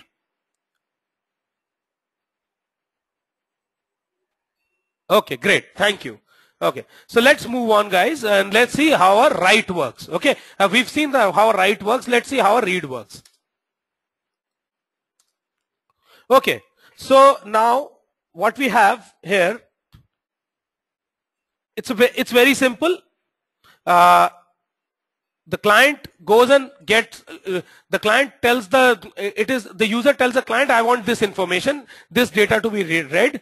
The client goes and asks the name node, okay, and the name node, what it does is it gives the block information from where to read. And this time, Samir, just give me 1 second. Don't worry about that for now. Okay, so this time the client goes and reads the data from all the name nodes in parallel. Now this is not pipelined. Can anyone tell me why? All of you should be able to answer this question. We saw that the write was pipelined, but in the read case, we are seeing that there are these parallel arrows. We are reading data from all the places. All the people who have so many, Vidyasagar is giving me an answer, we need to read it only once. Well, shortest path to get the data, streaming data access, information, no one is giving me the right answer. Can someone else tell me? Anand says we have map keys. No, these are independent data sets here. The same data. This is the same data which is written in 3 places. Okay. But we are reading it from 3 places in parallel. Why is that? Write once, read many times. No, that's not the answer. See, the whole idea, need to read the duplicate data as well. Yes, Yashwant, that's true. And the whole idea behind Hadoop is writing is not a problem. Writing is not a problem. Write you can do as slow as possible. See, we read once, we want to read it fast. Right, Anupam? Right. So basically, if for some reason, if I had to read it in one by one, if this fails, right, then I'll have to go and read again from this. So what I do is I go and read from all the places where the data is replicated. If I get all the data correctly, then, I mean, there are obviously checksum and such techniques applied to make sure that the data is consistent. But if there is a failure in one of the nodes, I still get the data fast. Is that clear? Everyone got that answer? Can I get a smiley? Because this question can also be asked in an interview. I asked this question many times. Rohit, you can also note this question, man. You can ask this question to the people who are coming in your team. Okay.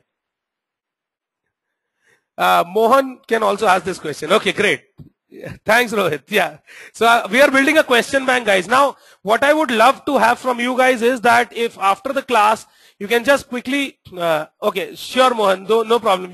I'm really sorry to bother you for that. Okay. So guys, the questions that you've asked, we'll try to create a knowledge bank of all these questions and we'll share it with you. In case we'll really love if you can just write down your questions again and send it across to the support team so that their job becomes a little minimal and all the commodity hardware can do the work. Okay.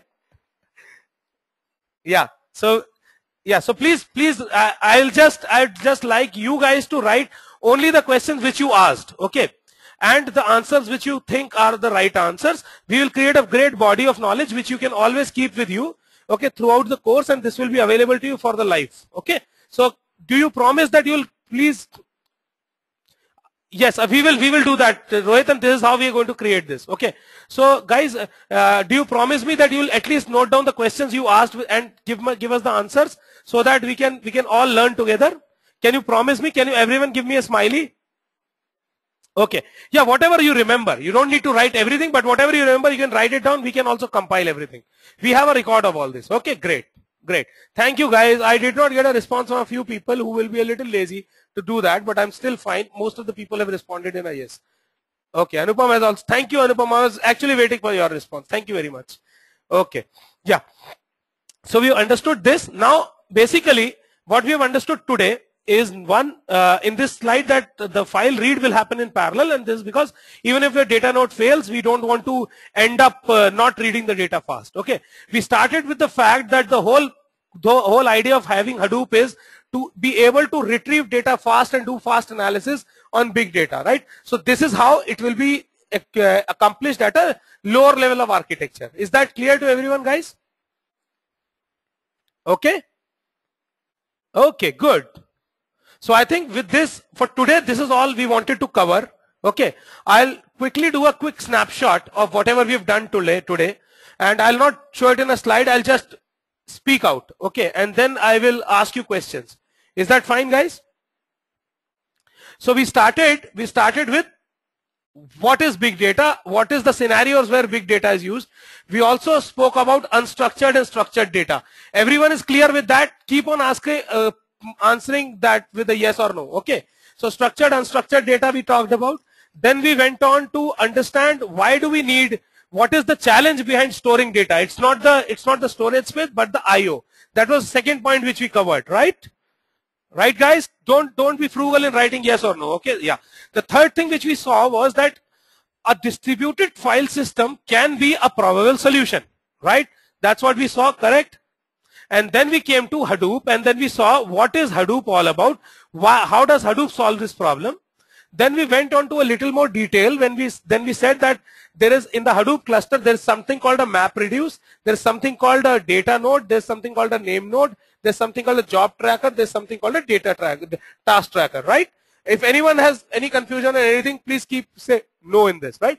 Then we went ahead and then we saw in detail how a job tracker and a task tracker work, how the whole block of data is split into multiple, there is an input split which happens, and how is it distributed over the DFS and written over the DFS.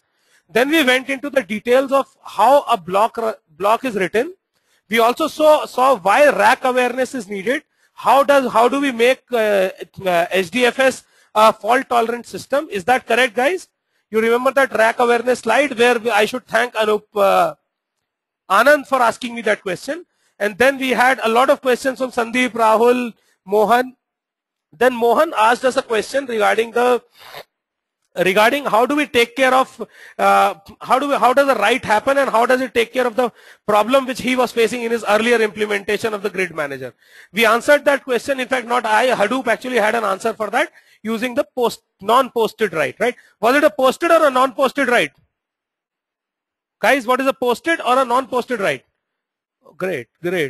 Anyone thinks Anupam, Sandeep tells me, no, Sandeep, posted is the write which happens using India Post. You don't get an acknowledgement for that, right? When you post a letter, okay.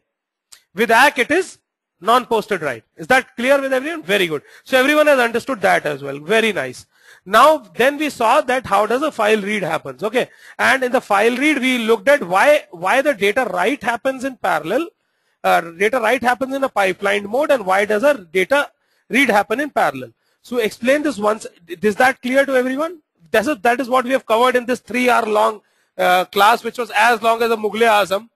Okay, or I hope it was not as boring as a Savaria. If everyone has seen the movie Savaria, I'm sure everyone has heard about it. Hardly anyone has seen that. Gaurav has seen it. So Gaurav, you have a great level of patience, man. Thank you, Sandeep. It's a good example, yeah. So Gaurav saw it, okay. Samir has a question which remained unanswered. Samir is, okay. Okay, Samir, give me one moment. I'll answer that. No question will remain unanswered today. Okay. Don't worry. Every question will be answered. But you'll have to give me some more time. Okay, Samir? There are more important things to cover right now. Okay. I'll answer this question. And I don't think everyone is interested in that question. I'll answer that. Okay. Now, okay. So next thing, so we've understood all these things now. So let's go back to our Facebook example and see if whatever we have learned, no problem, Mohan, we'll send you the recording. And thank you very much for joining in the class. Okay. So we are going to show you a live demo of how a Cloudera VM works. And what you can quickly do is that after this class, go through a Dropbox link. We'll send you an email with instructions. You'll have to do that. Okay, fine. So basically, let's go back to our Facebook example now for just 1 minute and see if we've actually solved the Facebook problem. So Facebook's problem was not to dump the data. Okay, its problem was to quickly read the data as fast as possible and analyze the data. So Facebook would have implemented a pipeline write, right? Because the priority is not to write the data fast. Data is written, it can, even if I analyze the data after 1 day, it's fine. But when I start analyzing, I want a fast streaming access. Is that clear to everyone? So does this solve that problem which we started with, the business problem of Facebook? Guys, is that clear? Can I get a yes? Can I get a smiley from everyone if we were able to make a good story out of here? Good. Thank you. Thank you very much. So we had a good story here. Thank you, Anand. It was clear. Anupam, I'm still waiting for your response. Okay, thank you. Thank you. Quite a few people had to leave, and I'm really sorry for extending this session. But we still have a few more things to cover. But we come to the end of the presentation. But now what we're going to do is Rahul is going to show you a live demo of Cloudera. Okay, how does it really look like on Cloudera? Now you don't have to understand everything there. You don't need to ask all the questions there also, because the next session will cover everything in detail. This is just to give you a feel on whatever we were seeing on a PPT, how does it look like in the real system. Okay, we'll be using a pseudo single node cluster which will be having a name node and a data node. Okay, so but you don't have to worry if you don't understand a few things here. During the week you will get some assignments and the support team is going to help you with that. You just need to get a feel of it. So get a feel. Don't worry if you don't understand some details. Is that fine? Does everyone promise me that they'll not worry if they don't understand everything in what Rahul is going to teach now? Okay, great. So we will be doing this in detail in the next class. Okay, we'll take some 10-15 minutes to show you that, and then we'll go ahead. Okay, so I'll give it over to Rahul. Rahul, you can get started. I'll come back, guys. Do miss me. I'll be back in a minute once Rahul is done with this. I'll ask you a set of questions.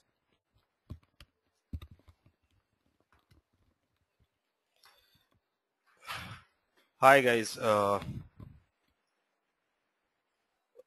So let us get started with the Cloudera VM.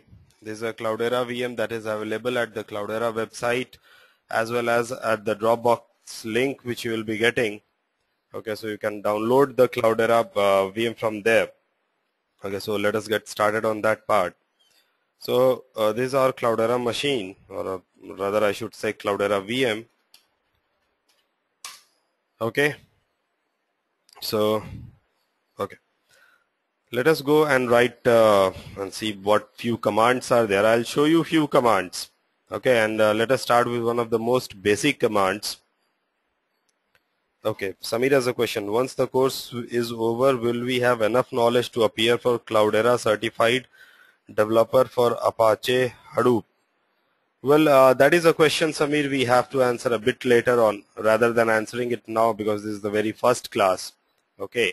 And there are quite a number of things that certification for Apache Hadoop takes care of. Okay. So I'll leave that question for a later on point of time. Is it okay, Samir? Okay. So let me give you a very basic command of Hadoop. That is Hadoop itself. Okay. You press enter, you write Hadoop, you press enter, you see so many options for Hadoop. So these are the options you have with command Hadoop, and if you want to really look for any of the options, what it basically lists out an option to that particular option itself, you have to write again Hadoop, the option, and then again press enter. It will give you the list of things. It will give you the list of entire things over here. Okay. So let's see one or two more small examples of if we really want to list out how exactly things are listed out in Hadoop. Remember, Hadoop follows a close pattern to Unix. Okay, the directory structures, the permissions and things are just like Unix as in Hadoop. This slash what I'm writing down over here is of Hadoop Distributed File System. It's not for the local file system. Okay, so when you press enter over here, okay, so I missed out -ls over here. So if you go to list it out, okay, Sandeep has a question, how to install Cloudera VM in my laptop. Just hold on for a second, Sandeep. Okay, press enter. You will have this directory structure.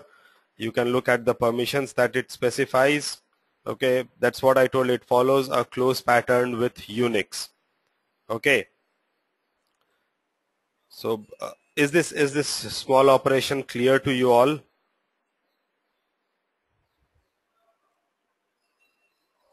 Okay, these are few commands. If you really want a list of commands for Hadoop, it's available at online at Apache website, and it's available at the Dropbox link that we'll be having. Okay, so let us have see, there is actually a command line interface for things. There is a GUI interface also. I'll just open up the GUI interface.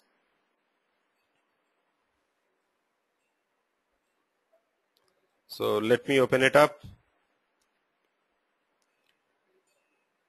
So Firefox has started. Okay, so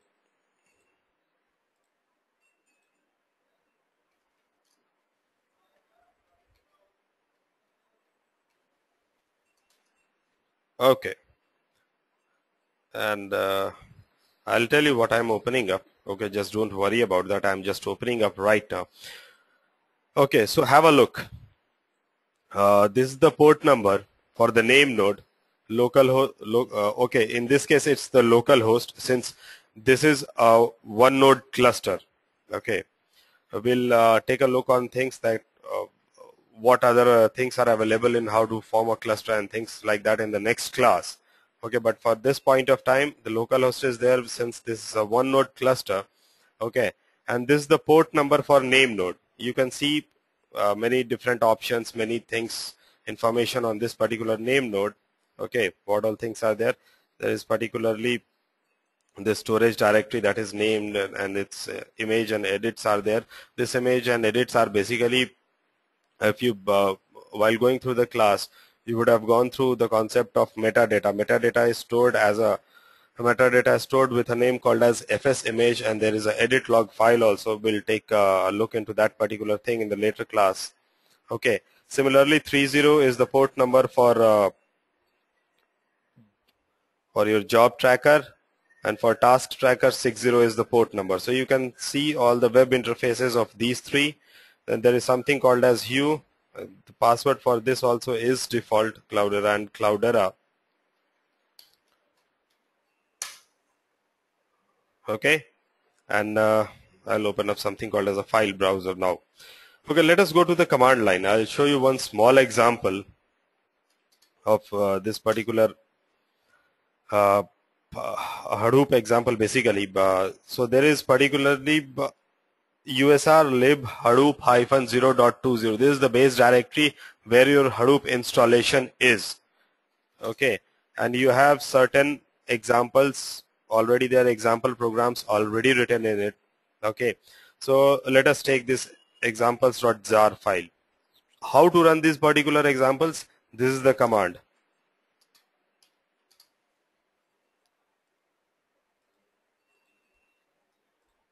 Okay, press enter. You will get all the things available list and everything over here. Okay, let me take you through one small example which is called as a TerraGen. TerraGen is one of the programs that generates output for TerraSort and TerraValidate. Okay, now what exactly these are we'll take a look at later on point of time, but I'll show you that what TerraGen is and how exactly it generates it, how exactly map and reduce proceed.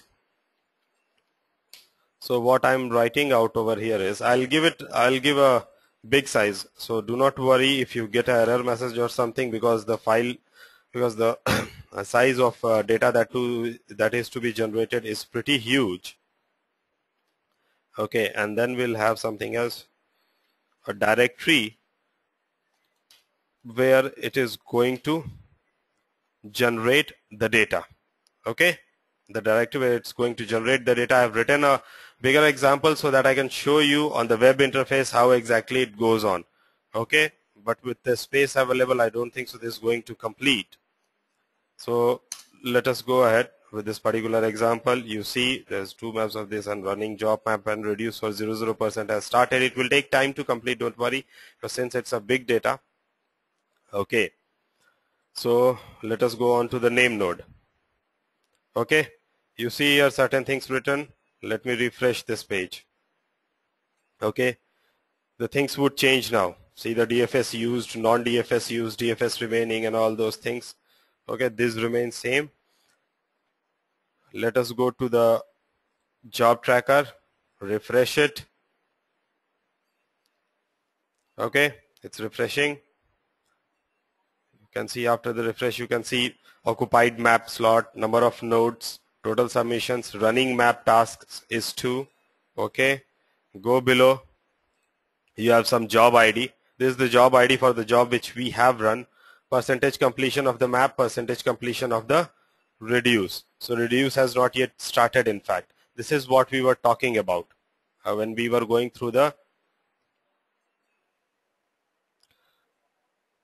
Okay, so we have certain questions from Samir. This all new keywords for me. Yes, Samir, it will be new keywords and things for you. Okay, that is expected, because since this is an entire new course you are going through. Devashish says, I think we should take this in next class.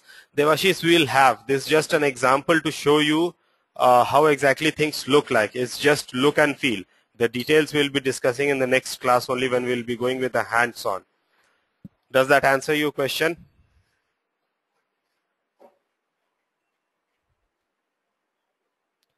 What the job is doing. Okay. See, we have run example command, okay, an example program which is already there, that is known as TerraGen, and TerraGen is used to generate data of the amount we have specified over here. It will generate the data of that particular amount in the directory we have specified. Okay. So Rahul, is that clear to you now? This I am just showing you to give you a look and feel and nothing more. Do not worry if you do not understand it. I do not expect you to understand it in one shot. Okay, I just gave you a look and feel of how things look like on a GUI and a CLI. What is a map? What is a reduce? We had some small discussion for that. See here for the task tracker. If I refresh it, you will have something appearing over here when the page refreshes. Okay.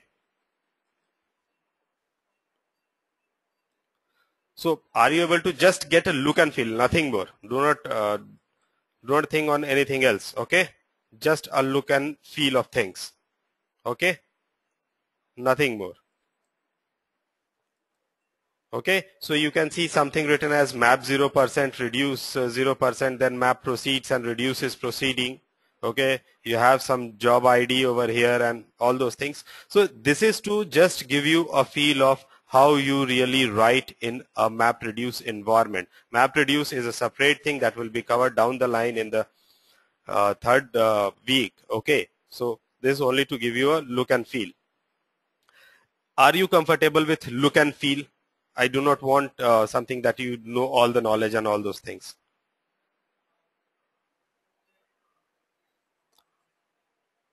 Sure, Sandeep. If you want to leave and if you want to have a installation thing, you can very well contact the support team. I'll be handing it over to Abhishek. Okay. Hey Sandeep, not before you answer a few questions, I'll have a quick quiz. Okay, I'll not let you leave, man. Just give me 5 minutes. See guys, one thing which you have to be very, very clear about is that this whatever Rahul showed you right now, right? It is just to give you a look and feel that, okay, this is how, this is the real environment, how it looks like, okay? Whatever we saw in the PPT is happening here, okay?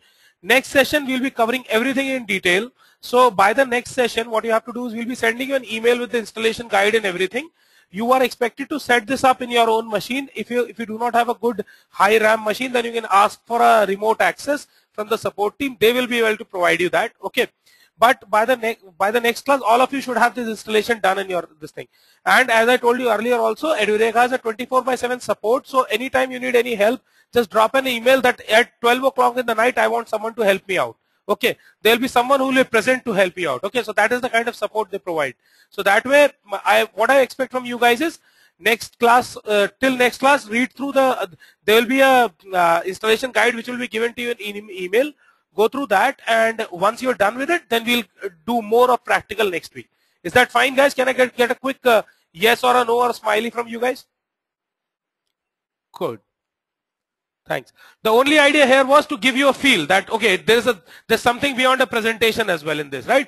You should not say that, oh yaar, kuch practical to karaya nahi. Okay, I'm sorry for using Hindi. Okay, so ये practical करा दिया आपको, दिखा दिया आपको कुछ ठीक है, but we'll show you more such things. Gaurav, thanks for that. I actually did it for you only. Okay, thank you, Rahul. Yeah, no, sometimes I mean I am a Punjabi, so sometimes I use Punjabi in between. But I believe Rohit, are you okay with this? Are you there with me? Okay, Sandeep, before I let you go, okay, all of you. Thank you, Rahul. Oh, performance alert aa gaya kuch to. Sorry. Okay, so before I let you go, I have a few questions. Okay, Syed, see, we have people from different parts of the country. Some may not be able to understand my diction, so I'm really sorry about that if that was not clear. But we'll send you the recording of the class. Please work hard to understand what I taught you today. Okay. Now, I have the first question is here. I'll ask you a question. It will come on your screen. Okay.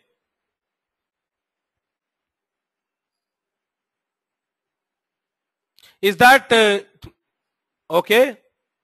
So can quickly no one has answered till now. Guys, you have to answer it in that window. Okay. You don't have to write in the chat window. That there is do you see? Yes. Now people have started answering that. Okay. I'll also come to know who is answering right. Okay. Okay. 54%. Only 54% people have voted. The others who have not will spoil this country by not voting. I want every 100% votes here. Right, wrong, don't worry. I'll not announce the name of the people who have given wrong answers. Okay.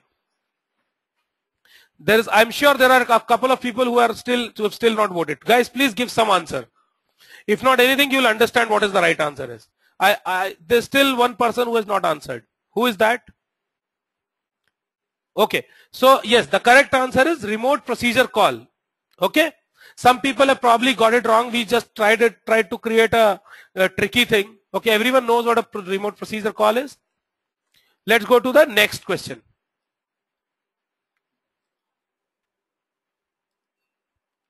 Okay. So let me ask you a question and see if people actually listen to me properly or not.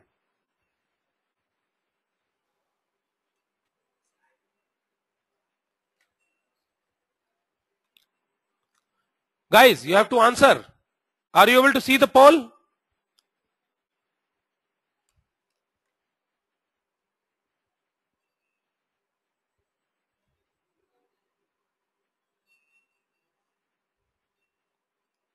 Okay, 85% of people have answered. Now, despite my explaining this, I've got some wrong answers. Okay, so everyone has answered. Now, most of the people have got it right. The answer is none of these. Because as I told you, secondary name node is a misnomer. What does a secondary name node does? A secondary name node just keeps on reading from the RAM of the name node and keeps it writing into a file. It doesn't take over in case of a failure. Is that correct? I also told you that in Gen 2 Hadoop, there is something called an active and a passive name node. So the passive name node takes over if there is a failure, right? Right, guys? So whoever got the answer wrong, can you quickly confirm if you've understood it now? Because this is very important to understand. Whoever got it wrong can quickly give me a... Okay, great, great. I'm not going to call out names, so don't worry. Okay, whoever gave the wrong answer can quickly write it that I've understood it now. I want 100% of the people to actually understand this concept. Okay? Okay, great. So most of the people actually got it, but some people could not, so no, don't worry. Let's go to the next question. Now, it's a very, very simple question.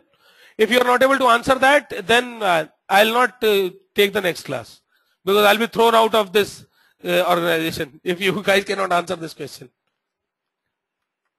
Is there anyone who's got... Let me wait. If I can retain my job, will I be able to retain my job, guys? Will I be able to retain my job? There's one person who is still in doubt. Guys, please answer. One person has not yet voted. Anupam says, yeah, of course. So I believe there's one person who is very angry with me, who doesn't want me to actually continue with this job. So he has not voted. He has given me a no, he has not voted. So how's it adjourned? I'm really sorry, buddy, whoever that is. I am really sorry if I've taken so much of your time that you cannot bear me for another 5 minutes. But I'll still go ahead. The good part is whoever has answered it right. There's one person who has refrained from voting. Who is that? Can you tell me, guys? Who is angry with me? Can that person answer? Oh, someone has come up with an answer. Well, the answer is Hadoop Distributed File System. So DFS is Distributed File System. Okay? Okay, whoever got it wrong can quickly confirm that they have understood it now. Okay, so let's come to the next question.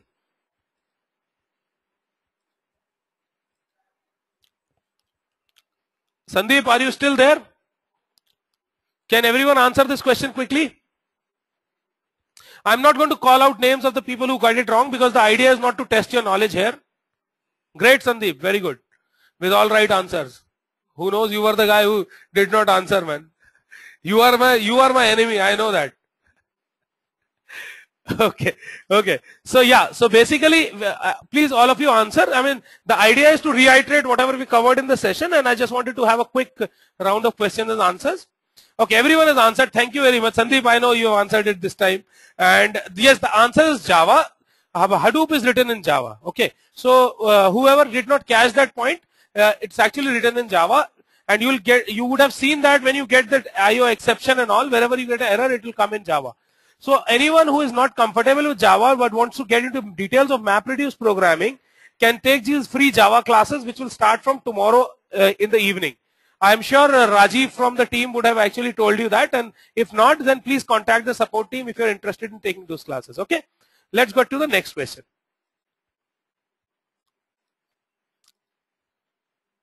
Syed, it is at 8 o'clock in the evening. Rajiv will tell you, please contact support at edureka.in for that. Okay, now, yes, this is another question which I had asked you. Rohit, are you getting all the questions right, or there is some kuch gunjaish bachi hai? Rohit, are you there? Anupam is getting them right, I know.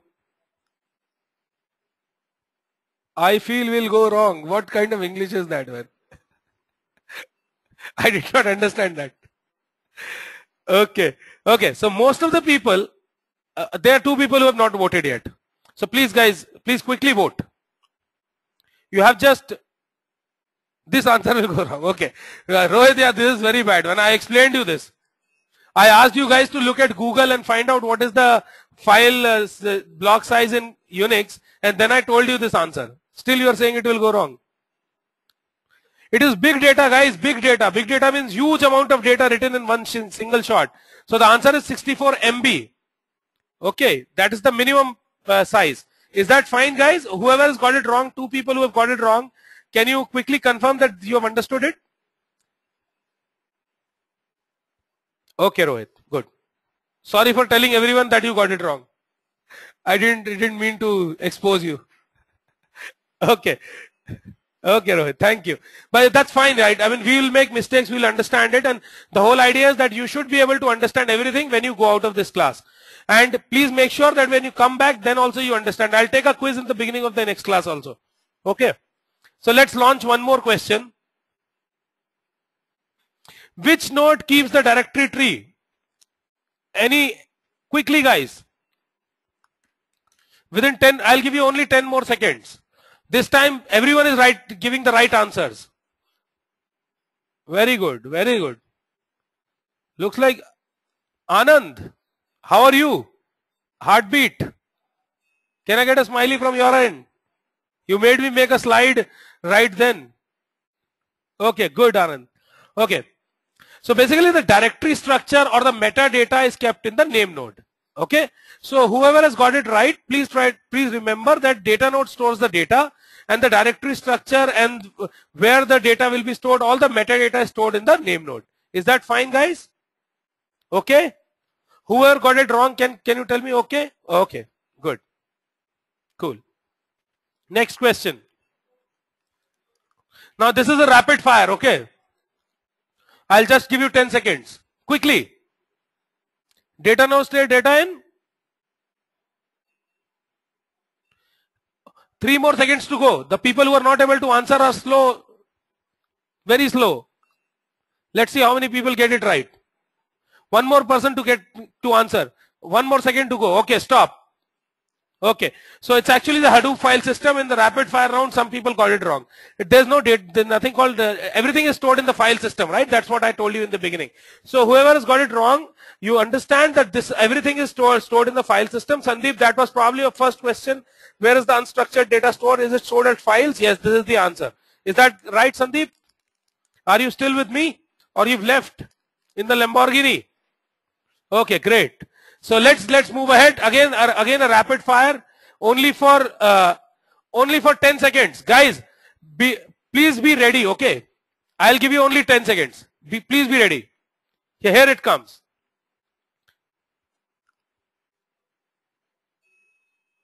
Sure, Gaurav, no problem. Guys, where are you? People, why are you not voting?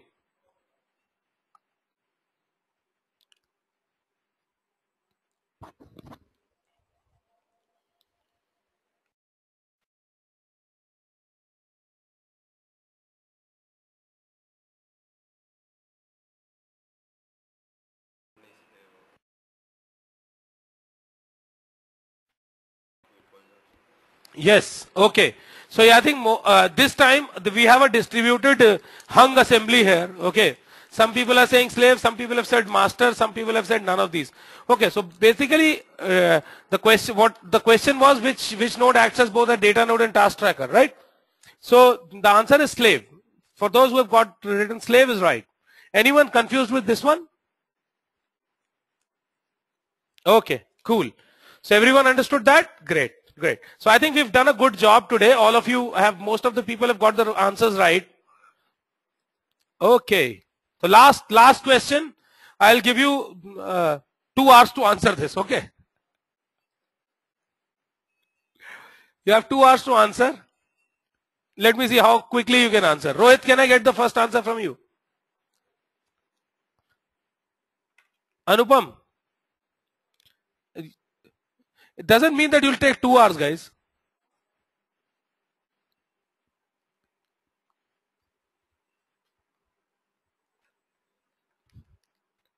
Okay. So this is the only question where people have voted for all the answers. Okay. And this is the only question where right now the correct answer is lagging behind the wrong answer. Okay. So let me see. And this is because it was out of syllabus. MapReduce is not taught in this class, right? How can you ask a question which is out of syllabus? Right, Devashish? Anupam says true. I'll keep asking questions, man. I'll keep asking questions which are out of syllabus also, because I want you to actually understand, think about it, and next time you'll get it right. Okay. So if there's no syllabus here, we can ask any question. I will be the name node here. I'll ask any question. Okay. So now there's one more person who is left before answering. He's probably waiting for the 2 hours to get completed. Okay, we got an answer. Okay. See, the number of reducers for the job is determined by whom? It is the user who has the prerogative to set that. Okay. So we did not cover that in this class. Rahul probably touched upon this, but we still wanted to get this fact across to you, that there will be some questions which will be out of syllabus also. In the interview which you're going to give, you cannot say that Edureka did not teach me this. Okay. So there may be some things which we will not teach you. You'll have to go back home, think about it a little bit, do some Googling. Not everything can be taught in this class. Okay. Please enrich yourself with knowledge. We've given you some motivation to learn a few things. Go back, spend some time during the week out of your busy lives and think a little bit more about this particular topic. And next week we'll meet again. Is that fine, guys? Did you like the class?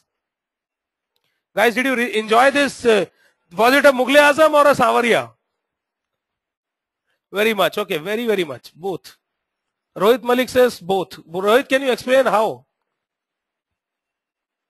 Thank you, Sandeep. Thank you very much. Rohit is not very happy. I have actually...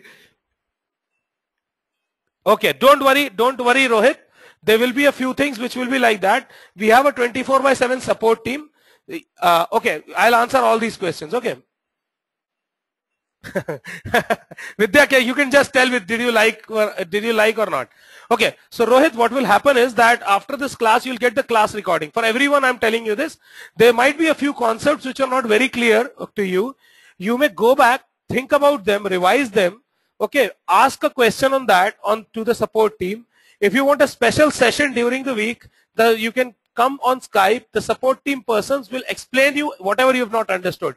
Okay, so we don't expect everyone to understand everything here, but since we have a 24/7 support, that is where it will come into picture, that if you did not understand something, please throw us a question. We'll answer that. Oh yeah. So the Skype ID of support will be sent to you in the email. I believe it is edureka.hadoop. Okay, the Skype ID for this, but don't worry, it will be sent to you in the email. Okay, now some people are asking me, what about the installation part? We'll also send you an email, and all the software and everything will be sent to you. Okay, everything will be sent to you in an email, and you will know what to do. Okay, thank you, Rahul. I did not actually get the answer from my dear friend Anand. Anand said something. Okay. Okay, guys. So don't worry. Sandeep, you can leave now. You'll get an email. So we'll send a follow-up email, Rohit, everyone, where you will be able to get an answer to all these queries. Okay. Thank you, Rohit. Thank you very much. Thank you. Yashwant has made a very good comment. I've seen so many diagrams in this class. I don't know which one will come in my dream today. Yashwant, yes. I also don't know which one will come in my dream today. Sayyid, thank you. Good one, good one. Everyone is appreciating you, Yashwant. You've been adding a lot of humor here. And thank you, guys. Thanks for being so participative, and thanks for bearing with me and Rahul for such a long time. And any questions, feel free to send us an email at support@edureka.in. We are also going to create a Google group of the people who have participated in this, so that you can keep in touch with each other as well. Okay? Is that fine, guys? Wait for the email, you'll get the class recording as well. And one more thing, please don't forget to fill in that there is a survey which comes after this class. Please don't fill in to forget. That will not be visible to me and Rahul. You can write all the brickbats there. The team will be looking at it. Okay? Thank you very much. And it helps us in improving the classes further. Okay? Bye-bye. Thank you very much, guys. Thank you, Anupam. Bye, Rahul. Bye. Bye Anand. Bye Suman. Bye Devashish. Thank you Anand. Thanks Vidyasagar. You too have a great day ahead. Bye-bye. Thanks Gaurav. Okay. So all of you guys can leave. Thanks for the long class and bye.